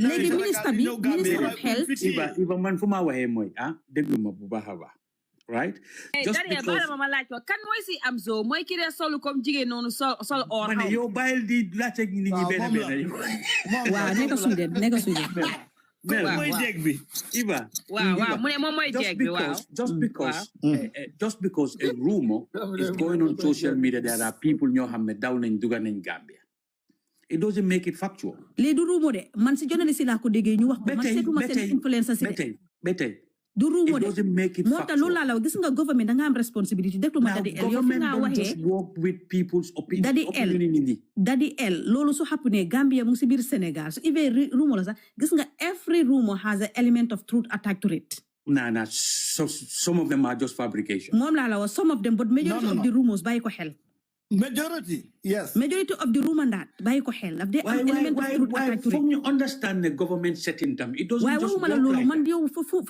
dangaa déglu pour ñu understand ante gis nga government suñu rongee nañ wax ne rog na soo fa bokkee sax man tey su ma nekkoon NPP gars yi ñu rog damaa ne definitely nii la waroon a génne docteur Ismaila Ceesay as a minister di wax on behalf of the government li mu bindal nii copy and paste la comme lu fil wax la dalalut xeli askan bi ba pare léegi citizen si ma wax la leena de ñu ne dañoo jël luwaa bi seen loxo parce que docteur Ismaila Ceesay lu mu génn nii méegul sens soo ñoom léegi kuñ jàppa kuñ gis dañ laa taal soo fii dañ doon avoid pour luwaa bi loolu yàgg na Gambia di waaw lan yàgg na Gambia góor jigéen nii comme ñu dóor la xanaa gisoo ma la war a Westfield bu amoon noonu bu booy boobu kuñ tee woon ci moto bi van boobu noonu waaw ba ñaata góor jigéen laa lamba ba Gambia rek bokk naa ci ñi lamba góor jigéen ñi toog Johnson ko loolu gis pa koy di benn boy doomi réew waay nag boy yéen xam nga doomi Adama sometimes ñun waaye na citizen si war nañoo jël luwaa bi seen loxo foofu la government war a ñëwee because war nañoo dóor gaay sax waaw léegi moom laa wax ni pour government that the government cannot interfere with the police investigation dafa describe police as an independent institution if man beneen bi suma living back or cover ni publicly confess to homosexuality and the police if individuals publicly confess to homosexuality the police duty is to investigate and prosecute where evidence wow man what else do you want them to do why confess bi loolu moo doon make sense because kenn du confess Did it? Why? That's what the law stated. This is not about the law we are talking about because laws bi nekkulen di aksi law bi. Nguur de moom xam naa ne loi la ñoo doxee. Nekkulen di aksi law bi. No, soo ne loi ngeen di doxee du ma la gëm. Yéen bi ngeen toogee doo mi réew. non but xaaral dañuy waxtaan rek Daniel bi ngeen toogee ba léegi fekkoon ne dafa am ñu ngeen arrest ne ñii dañ violate di law ngeen arrest leen kon bu ngeen waxee nit ñi nag rek yéen loi bi ngeen di topp danañ ko gëm but bi ngeen wax ne for the past 10 years can commit crime in the Gambia ba ñu mën lay arrest. Doo mi réew. If you go to the Gambian courts, there are crimes there every day. But they are arresting only the people they want to arrest it. No, did it. Doo mi réew. Court yaa ngi first step. People have been sent to prison for petty crime, not big crime. Petty crime. Mane ñi amuñ ndam ci crime dara. Mane crime is crime. La suñ judiciary system. No. Crime, capital crime, and is different with misdemeanor violation. Yo, tell me. I violation like misdemeanor again. Ñom ñu ni ñaata years 2 years ñu ko 2 years. Yeen tamit nak ci waji xam 2 years ñu ngi téye bopp kay mënuñ ko justice. Daniel, do you so come difference of crime and violation? Capital crime. Don't understand Gambians in you invited the only crime they commit is violation. Okay? But they commit crime to the this is for crime. Can more commit a capital crime? Huh? Can I commit a capital crime? Ko xamne tejuñ ko. Time bu nek ordre ba ngay genn di wax ay misforms yo xamne no allow me to learn. Mane wax ko ne bossa mu ngi sàcc suñu xaalis. Jane commission bi ben tay arrest suñu kenn. Jane commission bi ko sédé de. An james assess si ben tay amuñ kenn ku ci tek ku ci jappa. Kenn Jane commission bi mu ngi ni ben tay. Ak those bagage Yaya Jammeh ñi ko jaay. Eva, those are commission and commissions are only recommended. Waaye yow docteur El nag bàyyi ñu waay yow tam. Yéen tamit nag man daal xaw ma noo leen mën di doxee. Those are commission boobu seen report bi mu ngi ci Adama Barrow. Adama Barrow na génn wax nit ñi ne. Ma ne commissions are only recommendations. Non Daniel xaaral Adama Barrow biñ ko Adama Barrow mu doxal ko nguur bi la neex mu bàyyi ko. Waaw kon nguur bi la neex tam léegi ñu ne seen yoon nekkul ci lii te duñ si interfere. Kon nguur bi lu leen neex kon bu leen ñu dee indil loi bi. Kon bu leen ñu dee indil ne is the constitution. Lu leen neex ngeen dee def. Lu mu wax nii doyut la yow waaye génn nañ wax nañ moom. wax nañ. Déedéet du man de tey askan bi demal nga xool demal si underneath docteur Cissé nga xool opposition lañ. nga xool nga askan bu ñëw ñëpp opposition lañ. demal nga seet underneath nga xool commencé rek. am nga li problème bi sax yéen social media bi opposition yi ñoo ko dee amplifier bi ko yéen a fi uppa opposition ji moo tax. waaye opposition ñoo dee gis di wrong of the government pour ñu indi ko. déedéet waaw parce que government bi suñu wrongee opposition bi di seen liggéey la pour ñu war a gis dee wrong. non criticisme dafa am positive criticism am tam. docteur Ismaïla Cissé fii positive criticism lañ ko jox saboté wuñ ko de. li mu war a waxut loolu. parce que comme li fil wala dafa jël rek copy and paste. ma ne bul déglu lu fil wax yow. déedéet waaye si lu wax tam make na sense yow yaa fi waxut loo xam ne make na sense. tey askan bi tey soo defoon vox pop nga génne nañ la ne ñun suñu xel dalul parce que ñu ngay dégg suñu dëkkandoor lii ak lii. waaw loolu la ñoo wax moom dafa waroon a dalal xel bi ba pare moom docteur Cissé sax li mu waroon a def mooy mu liggéey ak minister of interior liggéey ak minister of health ñu xool mu ne leen ne ñoo ñëpp dinañ leen dooleel simple ñaari line rek la waroon a nekka ñaari line rek xamuloon dañ ñu koo def ma ne ñun xamuñ dañ bëgg a gis ñun bëgg ñoo xam si suuf ñu si kaw lañ bëgg a gis pour ñu mun a am évidence du évidence la wax ni docteur Cissé lan la wax fii dadi et yow xam nga nag government bi ñi ngay def li Iva di wax ni wala defuñ ko dadi et ñu ko def ñoo ko waaye xam naa ne daal when it comes to protecting your citizens ma ne mosu ñoo protect Adama Barrow bu mu toogee protect kenn benn protection amul yéen bi moom bi garaaw na di garaaw di wax ma fan la protect support ak seen supporters yi ak barki démba xale boobu dee noonu si liggéey kaayam kan si government ñoo ko dem jaale ban protection la ñu def waxuñ si sax Fatou Barrow mooy di mother of the nation demul jaale ko sax wax ñu ban protection la léegi indi ñu ban protection la ñu government jox evidence bi génne ñu ko mel la mu ngi am problème ak yow tam yow yaa Fatou Barrow de yow tam déedéet waxuma loolu because moom mooy di mother of the nation tey xale bi dafa dem liggéey si liggéey kaayam reñ ko reyee ñu jam ko Fatou Barrow en tant que di mother of the nation moom tey na ko nattee si boppam jigéen la xale boobu man dama am doom bu ejam la man dama ko jooy te juruma ko saka moom di mother of the nation li mu waroon a mun a def mooy dem jaale ñooñu masawu leen en tant que di mother of the nation so ban protection nga ñoo wax so yow anything ñoo xam ne loolu def nañ ko you think it should be all be publicized non waaye Fatou Babara lu mu dee def yëpp public la dee nekka why in this instant you have no idea what they non keroog bu mu doon ma ne government they want credit and suñ ko defee dañoo bëgg a askan bi ñu tàccul leen because dañ bëgg a credit Adama Barrow comme lu mu la waxee legacy they want legacy so definitely day ku nekk soo defee lu baax danga dee bëgg ñu tàccul la parce que ñi ko dee criticize dafa bari comme na ko waxee ñi ko dee against dafa bari opposition yi foog mu jox leen crédit ne leen maa ngi def lii te Fatou Babara is a first lady am na yoo xam ne su ko def wota nekk hidden it should be public you mel noonu pour the nation it shouldn't be secret what makes you think that ma ne su fa demoon yaay jànqa bi wax ko parce que yaay jànqa bi am na interview ni ko mu wax ko ne government ñëw nañ jaale si ma waaye moom buñ ko laajee ndax nguur ñëw na seesal mu ne kenn ñëwut Fatou Babara kan la musa dem jaale jànqa boobu deyoon Westfield tam ñu rey ko noonu si anam bu ñaaw boobu noonu ndax dem na mu jaale leen so ban protection nga mu jaale leen so ban protection ngay wax fii Adama Barrow bu mu toogee yëpp protection amul man li ma bëgg a ñaax Gambia ni mooy ñii dañ leen bëgg a yu seen carte yi leen soxla so leen ko joxee nag yéen a ko xam parce que ñoo xam ne amuñ seen yërmande ñoo xam ne feebar bu ko seen réew mi seen yoon nekku si little bit too late parce que ñun gañe nañ ba pare waaw léegi loolu problème yi Gambien yi la moo nekk ñun dinañ noppale ko si wax bi ñu bàyyi leen ak Adama Barrow sukuri weeru koor sax joxewu ko si weeru koor moo jabar déet yow yaay Iba bàyyi loolu waaye bu baax pour wax loolu bàyyi si li nga nekk yow yéen xanaa NPP rek lañ ko jox bàyyi si li nga nekk xanaa NPP rek lañ jox sukuri am nga yéen Adama Barrow amul yërmande pour askan Gambia Adama Barrow is there for his pocket and his family I promise you Adama Barrow su génnoon tey muy joxe sukur wallahi TikTok bi duñu am jàmm loo bi Adama Barrow bu ngeen joxe sukur every day nga naan bu ngeen joxe NPP sukur ak enveloppe si suuf in public lu Iba wax mu ne weeri koor bi sa joxe wut sukur yéen la ko jox waaye NPP wax ma ban imam la jox sukur wax ma ban kilifa diine la Adama Barrow jox sukur dem seeti leen ñi ne président bi moo ñëw tey wàccee fi convoy ñun affaire diine suñ ko def boobu pour yàlla waaye yow tam bàyyi ñu waay yow tamit nag bàyyi ñu waay Adama Barrow mu ngi def lu moo def Daniel yow Adama Barrow lu tax independent bi muy ñëw comme suma ñëw bi xam nga ku ko doon ñëwal waaye suma style bi ma fàtte ñëwal ko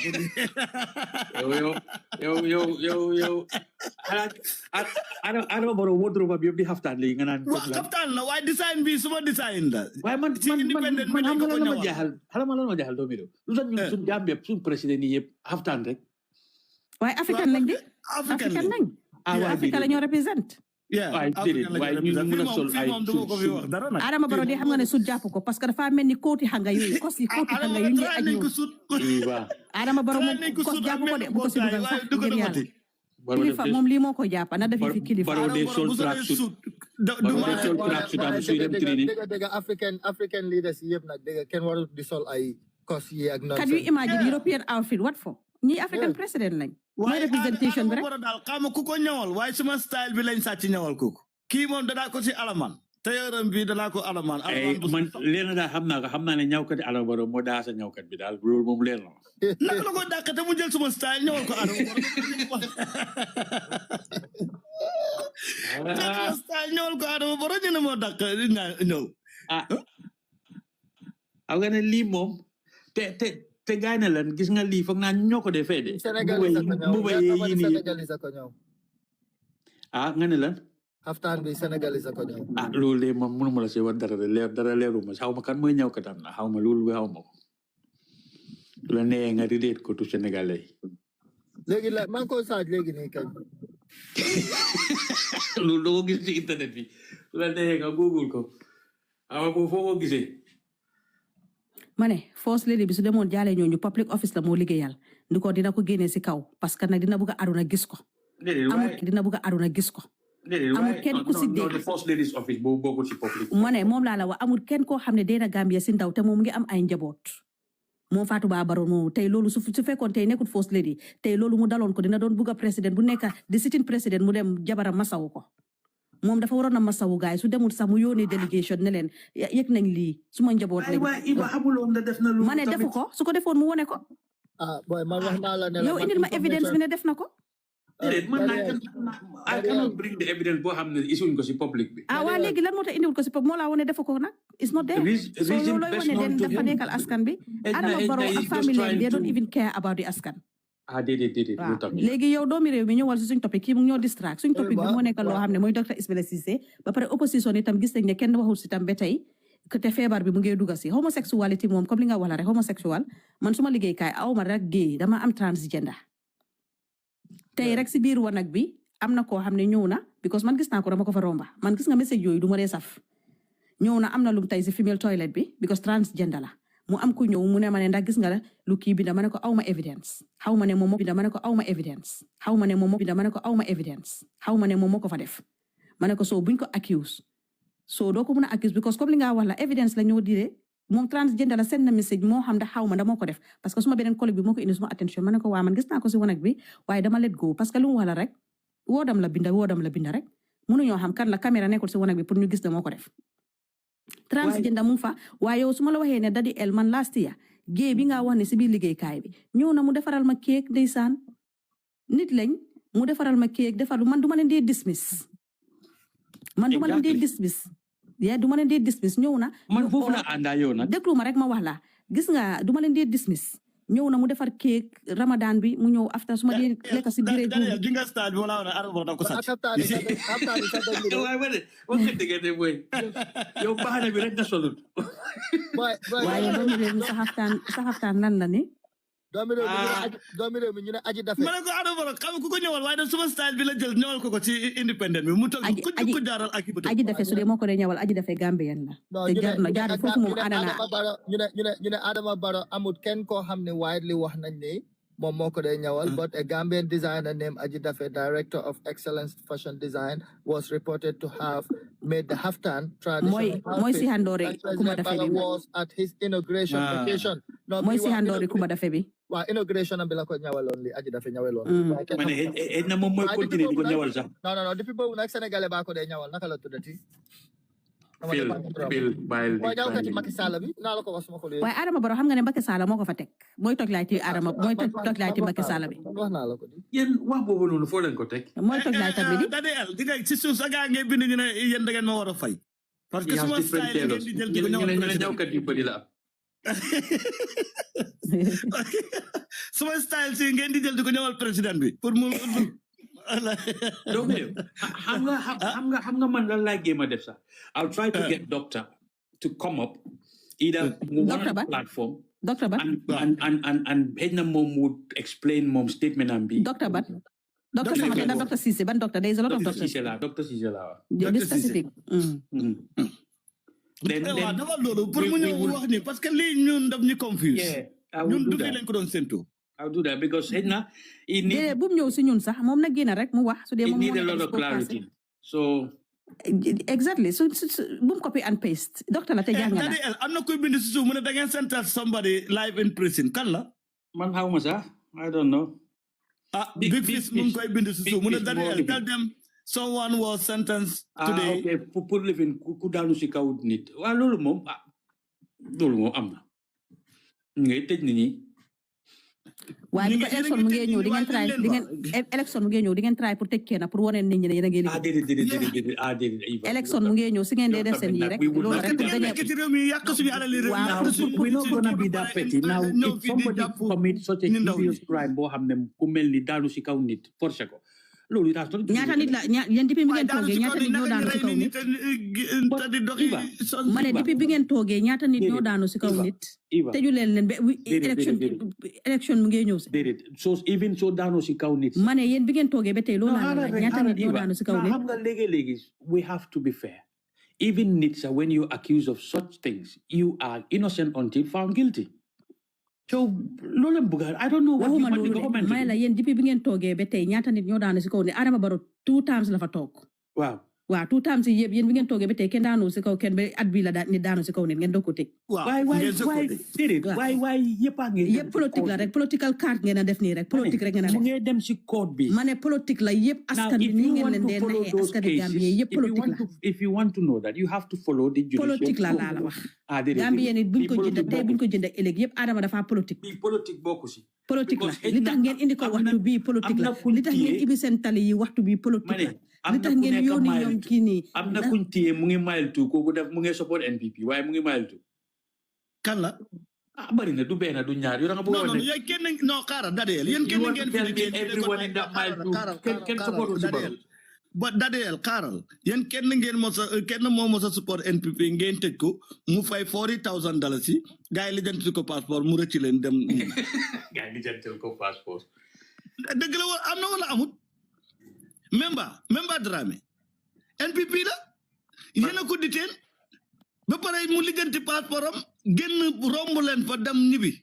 est-ce que joxuñ ko diplomatique passeport sax parce que gaaw nañ ci. exactly yow Memba is wanted. Memba is not wanted yéen a ko def diplomatique passeport mu génn fa. Memba was not wanted yéen Memba arrêté ngeen ko diteen ngeen ko pare. doomi réew nuyul sa waa ji moo dal mu ngi ni mu laa nuyu. waa yow man dama ko moom dafa dem rek siisu. waaye tay moom kay ba mu demee Gambie la siisu génn si politique bi parce que politique bi sa xel dama ko gis si TikTok bi ma ne ko moo waaye kola baa ngay ñëw de yaa ngi noos de toog si office am bi nag ma ne ko ndeysaan air condition baa ngi on moom itam nag bu mel rek dem kataraay ci kaw UDP waaw waaye ok Dadeel seen government bi yéen da ngeen fa ne ñun dañ toog fii de oppose for no reason waaye seen communication line bi moo baaxul. ni ngeen di communiquer ak Gambien si moo baaxul. déedéet. te nangu leen ko. déedéet man nangu moo de da ngaa ne yow yaa d'accord si nu ñoo communiquer. yow moom ku nekk moo d'accord ñun Gambien ñëpp dina ñàkk a bañ a d'accord. man dinaa leen ko nangul de. parce que mënu leen na communiquer moo tax. because when you have a president with zero merits du mun a communicate. ban mérite yow da nga gis result si Adama Barrow. waaw Adama Barrow kay result am gis nañ ko. bay Burfu Dubai. Monday amin waay amin. Burfu Dubai pros. nuyu ma góor gi. You don't have to be fluent in dialect to be. waxuñ loolu Adama doesn't have any merit so definitely kon yow li nga wax noonu ñun duñ ko mën a jël yow kii Daddy L. waaye Adama Barrow dafa jël nit ñi ñoo xam ne ñu ngay liggéey ñoo. waaye gisuloo docteur Ismaila Ceesay nu mu communiqué daf ñu disappoint sax ñun parce que moom doctorate degree la man de disappoint ma man. waaw doctorate yow du la disappoint parce que yaa ngi si biir saakul bi ñun ñu nekkul si saakul bi ñun la disappoint te majority of the Gambians tey non man daf ma disappoint Daddy L. waaw yow la disappoint Daddy L. waaw yéen ñaar nangul naa leen ko. du ñun ñaar de demal nga xool commencé ma ne I have 1,000 people ñoo xam ne they are satisfied with the comment. Ma ne demal nga waaye loolu yéen ñi nekk within the government yéen ay satisfied. Not necessarily. Parce que pour yéen is Dr. Ismaila Ceesay just the title doctor. Hey comme Adama Ceesay comme Adama Barrow doctor la rek. Doctorate degree bi moo ko get away. Any statement you will have divisive opinion about it. waaye moom bi divisive bi dafa yaatu parce que soo gisee comments yëpp di nga gis ne ànduñoo Dr. Ismaila Ceesay. ma ne yow comment opposition yi rek nga doon. man opposition waaye opposition itam loolu la always gis nga opposition. lu government deful right ñoom loolu lañ dee mën a gis suñ ko gisee itam moo laa wane defuñ ko right te yéen UDP yi am na nuñ doon waxee dañu ne wane UDP waruñoo waxee ne te askan bi tam suñ ko gisee nañ ne waruñoo waxee ne waaw Dr. Ismaila Ceesay li mu waroon a wax mooy dalalul suñ xel laa wax gis nga am na yeneen sax su ko neexoon sax mu raay ko mu nekk loo xam ne sax daf ko waxuñ sax mu sugar coat ko waaye mu indi waaye dafa copy and paste man daal man noo miine dalal suñu xel man noo bëggee mu dalal sa xel laa ma ne yow léegi defal vox pop nga dem nga laajte nga ne leen Dr. Ceesay te ñu nekk si kaw bi sax tamit understand lu Dr. Ceesay bind parce que daf leen confuse doomi réew yaa ngi am 26 people ñu seetaan just post that question nga seet ñaata answer nga am pour lan ban question déedéet na dem si comment bi rek yow demal si comment bi léegi balaa moo ne mu nekkoon si bëccëg waaye léegi guddi la ñuy bëri Europe ak Gambia but you still have 24 people so you can get the view of ma ne Daddy L demal si comment bi rek Dr. Ceesay si comment tam bi rek nga gindi comment si ñu aj ko nga xool foofa loolu rek research loolu rek doy na research dafa xool comment big fish mu ne ma noppale ko because yéen doo leen nangu because yow yaa big fish yéen a am parce que NPP so yéen anybody who agrees with Dr. Ceesay is part of NPP non waxuñ loolu de dégg lu ma la wax yow kon yéen you guys are not patriotic parce que man Dr. Ceesay wax naa ne am na fu ma àndaa moom ok yow fan nga àndee ak moom am na fu ma moo tamit la yow nekk loo di déglu yow yaa ngi rant non déglu naa la fii déedéet yow yaa ngi nekk di rant rek non déglu naa la Dr. Ceesay am na fu ma àndaa moom evidence li ñoo wax ni te li nga wax la duñ mun a génn randomly arrest nit ñi loolu is right ok loolu man dama si àndaa moom 100% lu mu wax tam mu ne lii liggéey police la loolu ànduloo moom de man li ma la wax mooy li mu waroon a def mooy ñoom dinañ dooleel police communication am na te moom communication minister la mu ne leen ne ba tey police ñooy def seen liggéey as an independent institution waaye tam ñun di executive dinañ leen dooleel ñu investigate HIV si biir dëkk bi simple as it is ni dul sax pour mu wax bu gudda one line or two rek mu dem yoonam I agree with you waaw so foofu laay waxee nii waaye li mu waxee ne evidence of course parce que tey am na Gambien ne ñu ñoo tudda seen turi amuñ evidence bi am na ñoo xam ne manière wuñ comme góor comme jigéen more satisfactory su ñëwee mu ne am na ñoo xam ne manière wuñ comme góor am na ñoo xam ne manière wuñ comme jigéen am na ñoo xam ne soluñ yëre jigéen ñu ngee dem te góor jigéen foog nga ne mënoon naa ko this is not about me as an individual I'm not talking about you man lu ma wax mooy would it be okay if su ñëwee mu ne lii liggéey police la but as a Gambian government we will work hand in hand with the police to make sure ne lii ak lii ak lii ak lii yow laay laaj loolu yow sa oon su ko defee woon noonu yow lu nga sati action yow na doo si kontaan si loolu ok kontaan naa dama laa laaj ndax yow sa xel du dal as a Gambia di nga ne dëgga kii docteur Ismaila Ceesay wax nañu ne li liggéey police la waaye government ni Gambia paral nañ pour dooleel police waaw simple as ABC paral nañ pour dooleel police parce que police tey suñu leen dooleel lu ñoom dañu mën a def investigation bi they need the tools to do the investigation si Gambia government suñu leen joxul doole boobu naka lañ ko defee we like to be criticized in everything waaye moo tax nag yenn saa yi da ngeen a agree moo tax nation bi mun a develop man dama la sonal rek waaw waaye tey su fekkee ne wax na loolu parce que waaye tey ni mu waxee loolu mu ne di Gambia government will not interfere kon dafa mel ne ñoom duñ dooleel police pour ñu def seen liggéey déedéet waaye moom lu moo miin ne duñ interfere mooy duñ interfere si investigation yi yow foog loolu nim ne ban case lañ fa am bu ñu investigate ba Ismaila Ceesay ne ñoom duñ interfere ban case lañ fa investigate just putting emphasis ne police yi ñoo def seen liggéey ñoom as a government would not interfere si liggéey police I'm not interference can come into many aspects. No, Dadel, daf doon baax police yi di def seen liggéey léegi ñu ne government bi lu tax intervenir wala police yi defuñ seen liggéey nit ñi da wax government bi ñëw they have no case to work on yet amaamuñ benn case bu ñëw na bokk waa léegi daf du make sense kon mu ñëw ne bu police de investigate duñ waa léegi amuñ case lu tax mu génn wasi waaye léegi amuñ case dari lu tax mu génn wasi no doctor Ceesay léegi lu ma laa laaj rek uyuma si bii amuñ case lu tax mu génn wasi is making a public announcement. While case amul lu mu ñoo def lu mu ñoo joxe public announcement. Is making a public announcement. No, waaye léegi case amul comme ni ko waxee lu tax mu ñoo jox public announcement.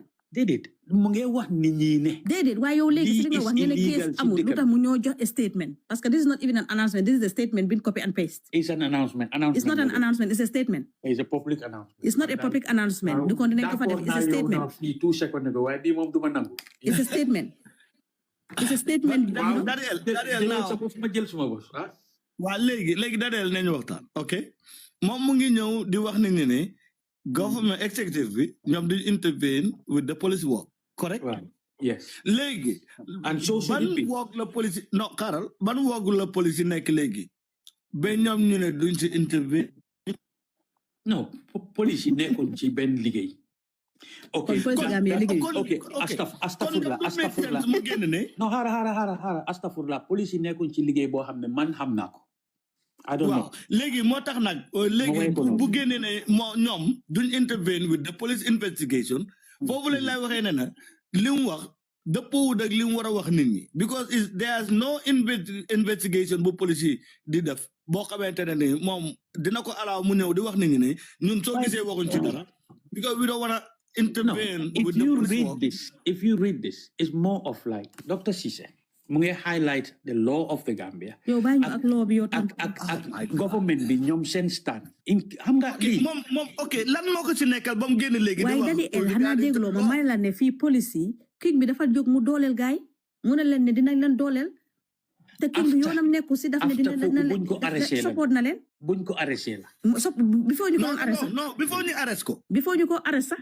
suñ prime minister bi moo génna. waaye prime minister bi moo génna. balañ ko doon arrêté. mu génna mu wax si mu ne su fekkee luñ ko accuse am na police nañ def seen liggéey. waaye ñoom am nañ support police. Yes, but there was an allegation. Waa allegation léegi fii lu ñoo wax ne AIDS bi dañoo wax ne am nañu daw dugg si dëkk bi loolu allegation la. Déedéet. Gambia government ñu ngi wone ne they are not they are not credible because lu ñu waroon a def mooy pour liggéey ak government Sénégal seen police ñu daw Gambia where is the source coming from? Where is the source coming? Loolu laa wax ne comme ñoom lu ñu waroon a def mooy suñ police ak police Sénégal ñu liggéey du ko nañ xam source bi fu moo jógee. Why even better you don't know whether they're doing that. Mane ñun nañ ko jox si kaw si parce que amuñ ko di gisuñ ko. Suñ ko gisoon tey you can evidentially conclude that Gambian government is not doing that. Mane du kon Sénégal dinañ ko wax ñu ko ñu doon daw duñ daw duga yow si border bi lañ leen a téye. Waaye lan moo la leer ne ñooñu buñ dawee dañ daw duga Gambia. Because moo laa wone Gambia government nekkuñ di liggéey ak Senegalese authorities as usual. Yow where you have the evidence kii dafa daw mu duga Gambia. Dadiel. Luy ban evidence Sénégalais wax nañ ko non xaaral Sénégalais journaliste yi ñoo ko bind sax journaliste Sénégalais yi man waxuma la seen TikTok yi de. So du ngeen toog fii di laaj na ndax lan moo ñu wóor ne gaa yi ngay daw dugg si Gambia Dadiel come on. Xam naa ne daal képp ku jógee Sénégal di dugg Gambia you have to go through the borders right. And I strongly believe that if your name was publicly listed, now prior of entering the Gambia, you would have been stopped by the authority. No. Now, I strongly believe that. You can get in Gambia without that through the checkpoint. Unless you come with a false identity. You don't have to even show a paper. Unless you come with a false identity. Why Mane, am na yow ñaata nit ñoo fa nekk ñu génne dëkk bi daw. Yow ñu génne liste bi. Yow sa tur bi nekk. Aduna bi yëpp xam ne sa liste. Daddy L, this is not about the list. List génne wuñ ko. Képp ku ne am na liste amuñ liste. All I'm saying. Loolu is not professional pour ñu war a génne liste bi di ko jox ay tiktokers. Why lu ma wax mooy just because li happen. There is no list. Just because li happen, right? Wow. Okay. You want to tell me every single Senegalese who is Gambia now should be interrogated? That's not what we said. So what do you want them to do? That's not what we said. If we have to do it, yes. That's not what we said. Dafa am individual yoo xam ne dañ daw dugg si dëkk bi te ñoom ñu bari ñu ngi daw di ñëw Daddy L yow yaa ngi si dëkk bi xam nga ne góor ñu bari ñu ngi si Gambia. Iva, okay, man suma defee crime fii tey. Daddy L tey gis nga Gambia suñ amoon feebar bi tey suñ tey Gambia suñ amoon sida bi comme ni ko kii waxee woon na si njëlbeen bu mu doon ibi laay fam bi ñun ñu doon daw di dugg Sénégal Sénégalais yi seen doom yi ñoo stop si border bi ñoom ñooy jëg taxam morso yoo xam ne pour lan seen government nañ jóg ñu act. Déedéet why it's not xam nga daw dugga it's not like they're coming in crowds ñuy daw di dugga. Now, Daddy L, yow mene mais ñu yow time Covid bi gis ngeen ko fa Wally Seck ñu wut ak full truck tam nga am Covid te yéen a nekkoon in government. Déedéet man bàyyi loolu nga ne Wally Seck ñëwutoon ak full programme. ñëwutoon ak full programme. yow mënoo ko lay. mënoo ko lay. Déedéet waaye time Covid bi te ñoom romb nañ with a full truck. ñaata ñoo fa dugg si. Because it's Wally. Let us stick to this. He's above the law in the Gambia. Let's stick to this conversation. No, there's problem because yow yaa ngi wiiri waara so ñun tam dañu wiiri waara. No, man wiiri waara ma because déedéet yaa ngi wiiri waara de. Lii am na, right? Waaw léegi man laa wax ne how are they able to identify people ñoo xam ne jógee nañ Sénégal ñu ngi ñëw Gambia? Now, it might be ñuy dugg si Gambia. They're there for genuine reasons. Okay, Dadiel, right? let's take this route. The only thing where you can fault the authority, where you can fault the authority more, someone who's publicly been linked to this crime, mu ñëw dugga Gambia with that identity, ñu xam ko ñu bàyyi ko mu dugga. Daddy El yow benn tey déglu wuloo moo tax ma ne la docteur Cissé su defoon statement bu rek le Sénégalais yi nañ si doon jot ñoom seen boppa bala ñoo jóg di make movie sax nañ dégg ne nguuri Gambie de ñu ne pare nañ pour liggéey ak seeni police képp ku am feebar bi nga daw si dugga si fii dinañ la delloo. Eva may ma laaj Dadiel. moo statement nam bi su ko bindoon ni mu ko waroon a bindee in a diplomatic way gisuloo Sénégal faale wuñ sax lim binda nii because xam nañ ni the government is the Maximus man mënuma read sa comment because doomi de xaftaanam bi dafa xaftaanam bi sax dafa rafet waaw so Daddy El moo laa wone Sénégal sax su Gambie government bindee statement sax duñ ko dee valide ticket for them for their land mu ne for their house seen xew yi ñoo dem okay kii mu ngi wax suñ jéegi waaw jéegi tam tey ñu bari attaque nañ leen yow kii Daddy El sax danga ko war a wàcce parce que ñun lu sérieux la ñëw waaye Daddy El mu ngi ko def jóg Daddy El danga ko war a wàccee yow gisuloo mu ne waxal Eva ne moom friend sa bi ñu ngi jow di entertain xaw ma naka góor jigéen yi man suma friend si nama wax suma ban friend la. Ban friend waaw kay. Yak der rek lañ man na waa NPP. Nama wax suma yan friend. Ay yak der rek lañu man awma friend man amé one man soul amé one woman soul de. Kii bina ni lim xam bari na de. Baax na daal. Waaye man suma xarit yi mu ne ñoom Zeynab Dabo. Léegi man mu ne lan nii man mënuma understand kii mu ñu bëgg a yóbbu foo xam ne sax foofu loolu dëgg ma ne da nga xaritoog Seynabou Dabo kii takk or yu bëri yooyu noonu rek ak siñam yu bëri mu ne kooku mu ngi dooleel góor jigéen ñi waaye moom tam mu ngi tooñ parce que ñooñu ndax xam nañ ne ñi góor jigéen lañ évidence la ñoo wax parce que Jeynab Dabo ak Mballo Dabo su waxee si ñoom man maay nekk seen avocat bi nag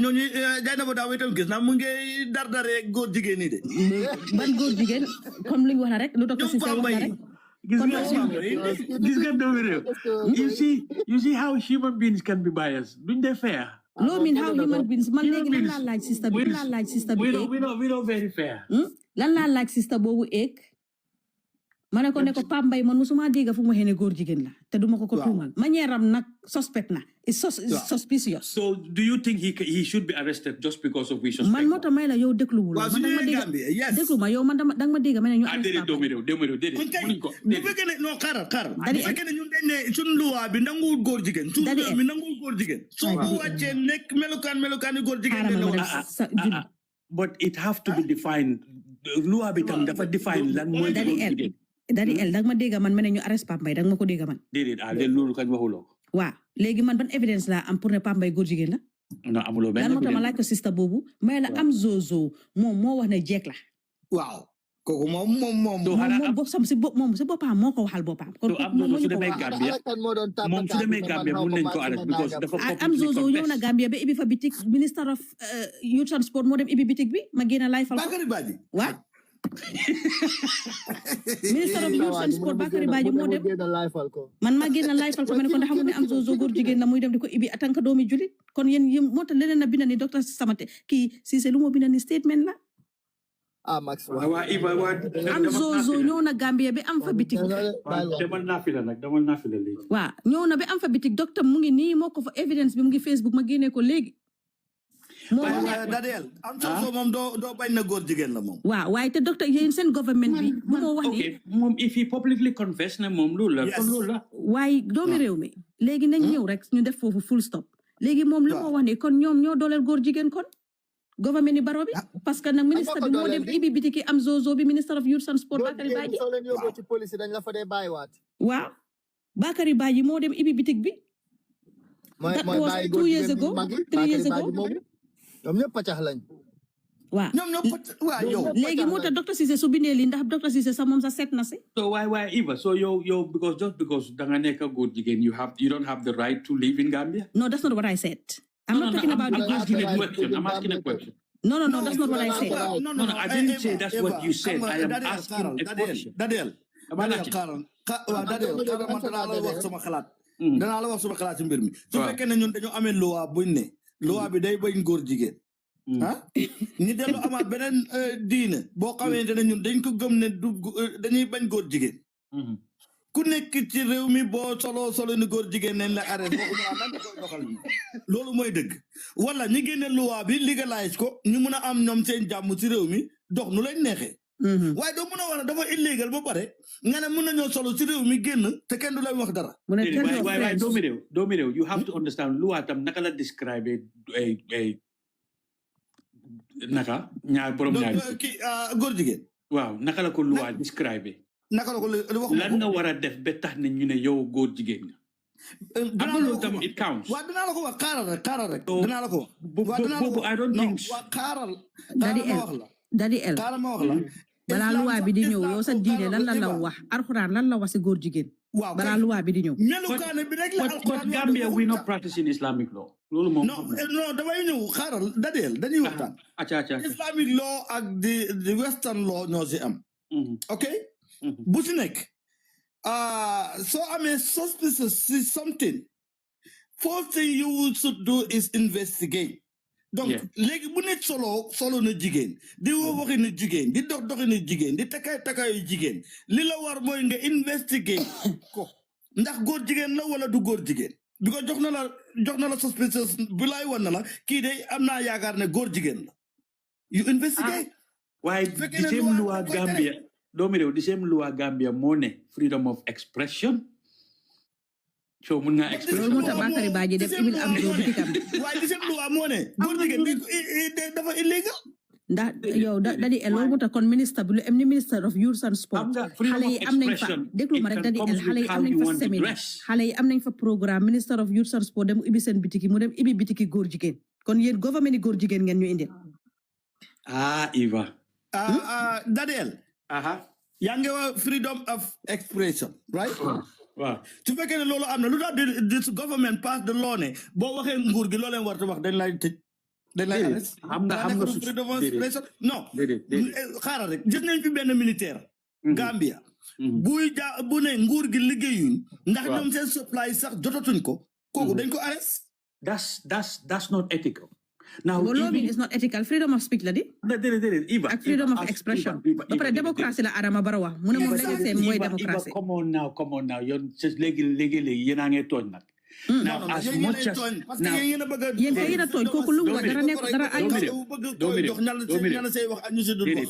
Domino. As much as you have the freedom of expression, when you work for an institution, amulo right bobu nonu. Publicly to come and castigate the institution. They don't castigate Baba Jamuni to castigate Donald Trump as a prison officer. Prison bi? No, but the same thing applies. Baba Ja togu mu castigate Donald Trump. Bum ñëwé won America dafa tax ñu gëten ko. Waaye yow tam nak. Déedéet Eva. Tay let's say yow yang si NHS. Mané la waxuma la lolu yes or no. Yow yang si NHS. No, yow yang si NHS.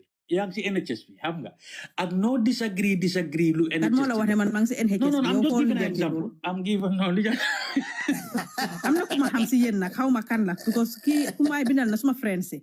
Iwa xamante yow yaa ma xamul waaye yow ñu bari xam nañ la nga man ay know ki bind naan sa friend la kooku fekk I know yow dagay nañ ci programme bi ci taboro dag ma xamul rek waaye xam naa ni because Eva is a public figure in Angleterre so ñun ñëpp ko xam. Oh yeah? Yes. And she's doing a wonderful job when it comes to the community. Lolu mom ma joko ko. Ci biri Gambia kañ. Lolu mom mashallah. Kon lim leen wax ci Gambia kon am na ci kam. No, why taxul ma d'accord ak mom everything you know what Yeah, d'accord. Waaye u fiawu leen. Duñ ci d'accord. Why do mi rew gis nga as much as we agree that you have freedom of expression, right? Freedom of speech, freedom of lead, but there is still dafa am foo xam ne foofu nga wax foofu dañ dafa dee em lo gis nga loi daf la dee jox right. Waaw da ngay malaata benn question. Okay. Yow ban kan nga team nga ne ko kii góor jigéen la. Dr. Ismail Cissé loolu la wax mu ne on you confess individually you confess. Man question bi Phil man my argument is man d'accord naa ak yéen waaye xam nga lu ma ne man laa la d'accord nga aw d'accord nga kan mooy góor jigéen ci yow kuy góor jigéen kuy tëddoo ak beneen góor wala jigéen buy tëddoo ak beneen jigéen kooku mooy góor jigéen loolu du góor jigéen. Thank you. xanaa déggu leen baat bi góor nga teg ci jigéen. xam nga yéen da ngeen déggul baati olof non doomi réew mi gis nga maa ngi dégg nit ñu bari naan waa aate góor jigéen sa ci islam mooy da nga war a bett ñaari góor ñu koy def loolu njaalo la. Exactly. loolu njaalo la tey exemple jigéen góor bu am jabar o góor buy njaaloog jigéen di ko bugga ko ci gannaaw gi nga xam ne góor ak góor ci gannaaw dañ ko def loolu la dégg naa waa NPP sax dégg naa ko ci plateforme waa NPP kenn ku ñëw di wax ne góor jigéen xaaral ma laajte Phil yow soo nekkee man suma xarit benn bés nga ñëw seet si ma fekk maa ngi takka suma malaan di taasul suma jabar loolu léegi di ma awee góor jigéen.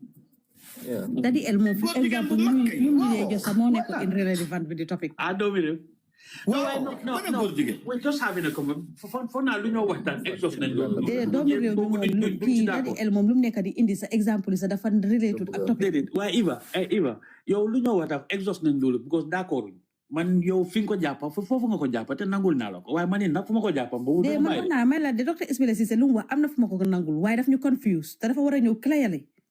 waaye docteur mu génn si copy and paste bi. non copy and paste de docteur Ceesay toog mu def lu mu war a def. docteur Ceesay dafa copy and paste li. waaw ok Daddy El léegi yaa ngi daa wax ci ne soo nekkee ci yenn position yi da nga am limited pour looy wax ak loo dul wax right. xam nga liggéey. non yes or no dama lay laaj den ma continuer yes or no. waaw yes du loolu nga wax. yes. ok now. there's always code and conduct of the workplace. waaw ok now su fekkee ne loolu am na freedom of speech foog na ne moom itam dafa am limite ba tax na buñ ne góor jigéen dafa illegal ci réew mi freedom of speech boobu cover tout illegal activities yi nga xamante ne constitution bi daf ko ban daf ko tere you are not part of the freedom of speech boobu daf ko tere ok léegi nag su fekkee ne Ismaila Ceesay dañ ko limité ci li muy war a wax ci every freedom of speech boobu because of mu ngi I don't think he was censored to lu mu war a wax déedéet li may wax mooy su fekkee soo gëmee ne Ismaila Ceesay freedom of speech bi daf ko limited because of post bu mu xool loolu moo limited góor jigéen ñi na leen freedom of speech bii ñuy wax kobawul leen pour ngeen war a génn ne because am ngeen freedom of speech da ngeen di génne di wane ne yéen góor jigéen ngeen déedéet ok non doo mën a wax ne góor jigéen ñi freedom of speech bi daf leen cover pour bu mun nañ ñoo génn in public one demonstration góor jigéen yaa te dara du leen ci fekk because dañ am freedom of speech. If you read the entire thing,